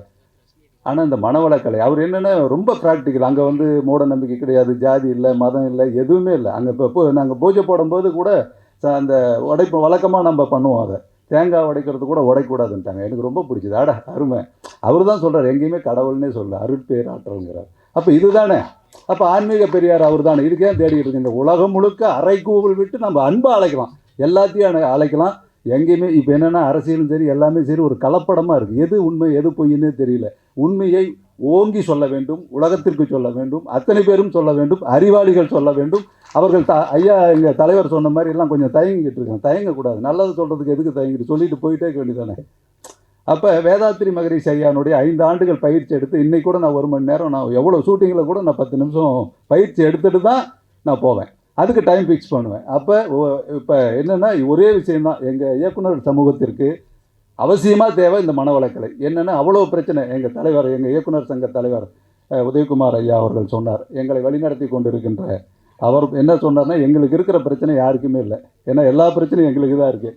அப்போ சினிமா எல்லாருக்கும் இது வேணும், ஆனால் சினிமாக்காரர்களுக்கு இந்த மனவளக்கலை அவசியமாக வேணும். ஏன்னா அவ்வளோ பிரச்சனை எங்களுக்கு இருக்குது, மன ரீதியாக உடல் ரீதியாக எல்லாமே நாங்கள் இது பண்ணோம். அப்போ இந்த மனவளக்கலையை கற்றுக்கிட்டு அதை உணர்ந்து அப்போ தான் குரு அண்ணன் சொன்னார், இது மாதிரி ஒரு ஷார்ட் ஃபிலிம் மாதிரி ஒன்று பண்ணுவோன்னு. அப்போ நான் பாஞ்சாலின்னு ஒரு படம் ஷார்ட் ஃபிலிம் எடுத்து அது அவார்டு வாங்கினேன். அது எங்கள் இயக்குனர் சங்கம் சார்பாக நடந்தது. அவர்களுக்கு இப்போ நன்றி உரை தான் இது. நான் அதுக்குள்ளே போயிட்டேன். நன்றி உரை. முதலில் இந்த படத்தை எனக்கு வாய்ப்பு வழங்கிய உலக சமுதாய சேவா சங்கம் அவர்களுக்கு என்னுடைய முதல்கண் நன்றி. இதற்கு வழிகாட்டிய CO முருகானந்த ஐயாவுக்கு என்னுடைய நன்றி. என்னை அழைத்து சென்ற குரு ரங்கதுரை அண்ணனுக்கு நன்றி. இதில் நடித்து கொடுத்த திரைக்கதை மன்னர் K பாக்கியராஜாவிட்ட போய் நான் அது சொன்னேன். என்னப்பா 5 நிமிஷம் மன்னர்? இல்லை சார், ஒரு அரை மணி நேரம்னு அவர்கிட்ட சொல்லி அப்புறம் ஷூட்டிங் ஸ்பாட்டில் கூட்டிகிட்டு போய் இதை கொஞ்சம் பேசுனீங்கயா, இதை கொஞ்சம் நடக்குனீங்க, அது கொஞ்சம் கொஞ்சமாக அவர் கையை பிடிச்சி அவர் டென்ஷன் ஆனார் இடையில. ஆனாலும் அது புரிஞ்சுக்கிட்டு அவருக்கு ஒரு 4 நாள் பயிற்சி கொடுத்து கொஞ்சம் கொஞ்சமாக அதை கொண்டு போகும்போது அவரும் அது ஒத்துழைத்தார். அமௌண்ட்டும் ரொம்ப கம்மியாக வாங்கிக்கிட்டு எங்களுக்கு ஒத்துழைச்சி அவர் இப்போ வேதாத்திரியத்தை பற்றி சொல்கிற மாதிரி அந்த கிளைமாக்ஸ் பார்த்திங்கன்னா வேதாத்திரி மகரிஷியை பற்றி அவர் அற்புதமாக சொல்லுவார். அது மக்கள்கிட்ட போய் ரீச் ஆகிறதுனால அவருக்கு இந்த நேரத்தில் என்னுடைய நன்றி தெரிவிச்சுக்கிறேன். என்னுடைய நண்பர் நடிகர் ஜீவா தங்கவேல் அவர்கள், அவரும் நானும் ஆலியா இருக்கிறதுக்கு முன்னே போயிருக்கோம். என்ன அவரையும் கூப்பிட்டு போனார். அவர் மேலே எனக்கும் வேதாத்திரி ஐயா இருக்கும்போது பிரம்மஞான அவர் பயிற்சி எடுத்தவர். அது அவர் மேலே எனக்கு ஒரு பொறாமல் இருக்கும். இப்போ SP ஐயோ நான் சேலத்தில் இருந்திருக்கேன், அங்கே தெரியாமல் போயிடுச்சே அப்படின்ட்டு. ஸோ நல்ல விஷயத்தை எங்கள் தலைவர் சொன்ன மாதிரி நிறையா பேத்துக்கு சொல்லணும், சொன்னால் தான் புரியும். ஏன்னா எனக்கு அதிகமாக கெட்ட விஷயங்கள் தான் பரவுது. அப்போ நல்ல விஷயத்த சொல்லணுன்னா நம்ம நிறையா தான் சொல்லணும், நல்லா சொல்லணும், ஓங்கி சொல்லணும், உறக்க சொல்லணும். அதில் பயப்படவே கூடாது, ஏன்னா உண்மை இருக்குது. அப்போ ஏன் நம்ம பயப்பட்டுக்கிட்டு? அப்படிங்கும்போது இதற்கு வழிகாட்டிய CO முருகானந்த ஐயாவுக்கும் அப்புறம் கூட எல்லாம் நடித்த எங்கள் நண்பர் நிசாந்த் அவர்களுக்கு, பிரியா அவர்களுக்கு, சோபியா அவர்களுக்கு, இதில் நடித்து கொடுத்த அத்தனை பேருக்கும் என்னுடைய நன்றி. கேமராமேன் கோகுல் சார், அவர் பாஞ்சாலிக்கு அவர் தான், நாங்கள் எல்லாம் வின்னர். அவர் வாங்க மேடைக்கு, அவர் கோச்சப்பட்டுக்கிட்டு நிற்கவே மாட்டார். அவர் தான் பாஞ்சாலி படத்தினுடைய கேமராமேன். அந்த படத்துலையும் என்கிட்ட 5 பைசா வாங்கிக்கல, இந்த படத்துலையும் வாங்கிக்கல. ஆனால் நாங்கள் ஒரு கொடுப்போம் சார், அது வேதாத்திரி கொடுப்போம். இல்லை பெரும் இல்லை, அவ்வளோ டெடிகேஷனாக உழைச்சார். அவருக்கானது கண்டிப்பாக அதிகமாக வரும். வேதாத்திரி மகரிஷி ஐயா அதற்கான வழியை நடத்துவார், கண்டிப்பாக கிடைக்கும். இதனுடைய இணை இயக்குனர் ராமு மாசே, அவர் சார் கூட அசிஸ்டண்ட்டாக இருந்தார். உதயகுமார் சார்கிட்ட அசிஸ்டண்ட்டாக இருந்தவர் அவர் உதயகுமார் சார். அவருக்கு இந்த படத்தை முழுக்க என் கூட இருந்து வசனம் எழுதி கூட இருந்த அவருக்கு. எங்களுடைய மூர்த்தி சார், அவர் பாக்கியராஜ் சார் அசிஸ்டண்ட்டு. அப்புறம் என் பத்திரிக்கை அவரும் நானும் சேர்ந்து தான் திரைமொழி பத்திரிக்கைன்னு ஒன்று ஸ்டார்ட் பண்ணி நடத்திக்கிட்டு இருக்கோம். அவர் அப்புறம் என்னுடைய அப்புறம் பொள்ளாச்சியில் இது டப்பிங் எடுத்தோம். அங்கே இருக்கிற ஆளுக்கு அங்கே அற்புதமாக டப்பிங் பண்ணிகிட்டு இருக்காரு நண்பர். அவங்க நீல நிற சூரியன் அப்படின்னு இவங்க அக்கா தான் அதனுடைய ப்ரொடியூசர், டைரக்டர், நடிகர். நீல நிற சூரியன் அவர் பொள்ளாச்சியில் அருமையாக வச்சுருக்காரு ஸ்டுடியோ, நல்ல டெக்னீஷியன். அவருக்கு என்னுடைய நன்றி. இங்கே கஜா அப்படின்னு அவர் லெனின் சார் அவருடைய சிசியம். இவர் 15 வருஷம் AVMல இருந்தவர். அதனால் இதுக்கு எல்லாம் சேர்ந்தவங்க போகிறோம். அந்த மகரிஷ் ஐயானுடைய லிங்க் இருக்கிறவங்க எல்லாமே அதில் இருந்தாங்க. அவருக்கு என்னுடைய நன்றி. அழைக்காமலே இந்த விழாவிற்கு சிறப்பு செய்த சமுத்திரக்கண்ணி அண்ணனுக்கு, நான் அழைக்கலை, அவங்க அழைச்சிருக்கலாம், எனக்கு தெரியாது. அவர் சிறப்பு செஞ்ச அவருக்கு என்னுடைய நன்றி. நிகழ்ச்சி அறிவிப்பாளர் அவங்க அருமையாக தொகுத்து வழங்கினாங்க, அவங்களுக்கு நன்றி.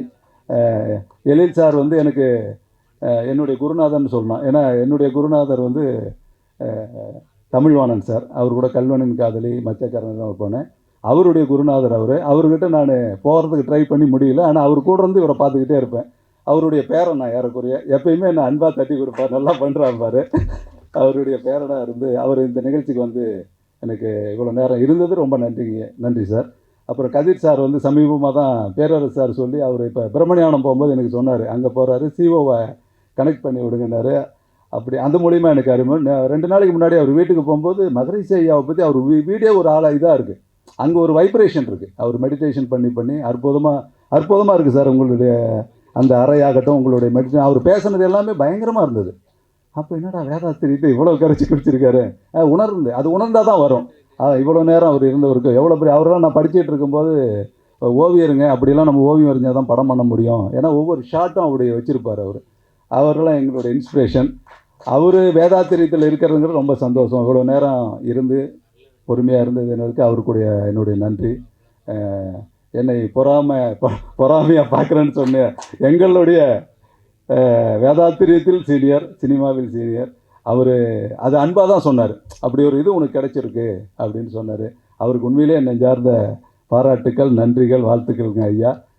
உங்கள் வழியில் நாங்கள் நடக்கிறோங்க ஐயா. நீங்கள் என்ன சொன்னாருன்னா, சினிமா துறை இருக்கவங்க புகழ்பெற்றவர்களெல்லாம் வேதாத்திரிய பரப்புங்க. இப்போ இங்கே வந்தவங்க எல்லாமே என்ன சொன்னாங்கன்னா, மனப்பிரச்சனை, உலகத்திலே மனப்பிரச்சனை தான். அந்த பிரச்சனையை தீர்க்கணும்னா ஒன்றும் இல்லை, வேதாத்தில் ஒரே வரி முடிஞ்சு போச்சு. அதுபடி நடந்தீங்கன்னா எல்லாமே பிரச்சனை இல்லாமல் இருக்கும். அதை அவர் வழி நடத்துகிறார். அதன் வழியில் நாங்கள் செல்கிறோம். எங்கள் இயக்குனர் சங்க தலைவர் அவர் இந்த இடத்துல துணைத் தலைவரும் இயக்குனர் சங்கத்திற்காக இது ஒரு முறை திரையிட்டு அந்த மக்களுக்கு இதை சொல்லலாம், நம்ம மக்களுக்கு அப்படின்னு சொன்னாங்க. அதற்கு என்னுடைய நெஞ்சார்ந்த நன்றிகள். இதற்கு வந்த நம்பிராஜுக்கு தான் இது சொன்னேன். அவர் இயக்குனர் சங்கத்தினுடைய செயலாளர் அண்ணன் ரமேஷ் பிரபாகர், அண்ணன் ஏகம்பவனன் அவர்கள், உதவியாளர்கள் அத்தனை பேர்த்துக்கும் என்னுடைய நன்றி. இவ்வளோ நேரம் வந்திருந்த அன்பர்கள், உலக சமுதாய சேவா சங்கத்தினுடைய துணைத் தலைவர்கள், அன்பர்கள், ஆசிரியர்கள், அத்தனை பேருக்கும் என்னுடைய நெஞ்சார்ந்த நன்றி. இப்படி ஒரு வாய்ப்பை எனக்கு கொடுத்ததற்கு உங்கள் எல்லாருடைய கால்களை குனிந்து பாருங்கள். அங்கே என்னுடைய இதயம் உங்களுக்கு சமர்ப்பணம் செய்து கொண்டிருக்கும், அன்பு செய்து கொண்டிருக்கும். எனக்கு ஒரு ஆசை இருக்குது. இந்த இடத்துல நான் சமுத்திரக்கண்ணன் நான் சொன்ன மாதிரி வேதாத்திரி மகரிஷி ஐயாவை படிக்க அவர் வாழ்க்கையை நான் படமாக எடுக்கணும்னு ஆசைப்பட்றேன். அவர் ஆசைப்பட்டார். இது பொன்னியின் செல்வன் மாதிரி தான். அது யாருக்கிட்ட கிடைக்குதோ அது மகரிஷி ஐயா இது பண்ணிட்டோம். அவருடைய வாழ்க்கை வரலாறை கூடிய விரைவில் பெரிய படமாக எடுத்து உலகம் முழுக்க பரப்ப வேண்டும் என்பது என்னுடைய ஆவா. அதுக்கு அவருடைய ஆசை எனக்கு கிடைக்க வேண்டும். யாருக்கு கிடைக்குதோ அவங்க பண்ணட்டும், அது கூட நான் ஒத்துழைப்பேன். எனக்கு கிடைச்சாலும் நான் பண்ணுவேங்கிறது சொல்லி இந்த மன்றத்தில் நான் உங்கள்கிட்ட கோரிக்கையாக வைக்கிறேன். ஏன்னா யார் படமோ நம்ம இந்த சமூகத்தை காட்டுறோம். அடுத்த நூற்றாண்டுக்கு யாருன்னு தெரியாமல் போயிடும். நிறையா விஷயங்கள் மறைக்கப்பட்டு இருக்கிறது. அந்த மறைக்கப்பட்ட விஷயங்கள் எல்லாம் தான் நம்மளுடைய தமிழ் கல்ச்சர். அதெல்லாம் நம்ம பொக்கிஷமாக பாதுகாக்க தவறிவிட்டது. அப்போ மகரிஷி ஐயா அரசியலை பற்றியும் சொல்கிறாரு. அரசியல் எது மாதிரி அரசியல் வேணும், எது மாதிரி அன்பு வேணும், எது மாதிரி வாழ்க்கை வேணும், எல்லாமே சொல்லியிருக்காரு. அவர் சொல்லாத இதே இல்லை. ஆனால் அவர் ஒரு தமிழர். அதனால தான் உலகம் முழுக்க போய் சேராமல் இருக்கார் அவர். என்னமோ இவரே வேற ஒரு கண்டத்தில் நாட்டில் பிறந்திருந்தால் அற்புதமாக பேசப்பட்டிருப்பார். எங்க 3வது படிச்சுட்டு உலக சமாதானத்தை 3 முறை போய் ஐநாவில் பேசியிருக்கார். வெறும் 3வது படித்தவர். எப்படி கிடைச்சது? 3வது படித்தது 2ஆம் உலக போகிறப்ப ஐநா சபையில் போய் பேசியிருக்கார் 3 முறை. அப்போ எப்படி பெருமளவு இந்த உலகம் சமாதானமாக இருக்கும், அன்பாக இருக்கணும், போராடி வாழ்க்கை ஒரு மனிதன் கண்டுபிடிச்சி. அப்புறம் யோகாசனங்கள் இருக்குங்க, அது எல்லாத்துக்கும் இருக்குது. 50-60 யோகாசனம் இருக்கும். ஒரு குறிப்பிட்ட வயசுக்கு மேலே செய்ய முடியாது. ஆனால் மகரிஷி ஐயா 40 ஆண்டுகளாக நிறையா யோகாசனம் பண்ணி அதை எளிமைப்படுத்தி கடைசியில் 8 வயசுலேருந்து 90 வயசு வரைக்கும் நம்ம கற்றுக்கலாம், பிரச்சனை இல்லை. எளிய முறை உடற்பயிற்சி, எளிய முறை மூச்சு பயிற்சி, எளிய முறை எல்லாமே எளிய 10 நிமிஷத்தில் நீங்கள் பண்ணிங்கன்னா சரியாக ரொட்டீனாக பண்ணணும், தொடர்ந்து பண்ணணும். அப்படி பண்ணால் நம்ம ஆரோக்கியமாக இருக்கலாம்னு அற்புதமாக கண்டுபிடிச்சி சொல்லியிருக்காரு.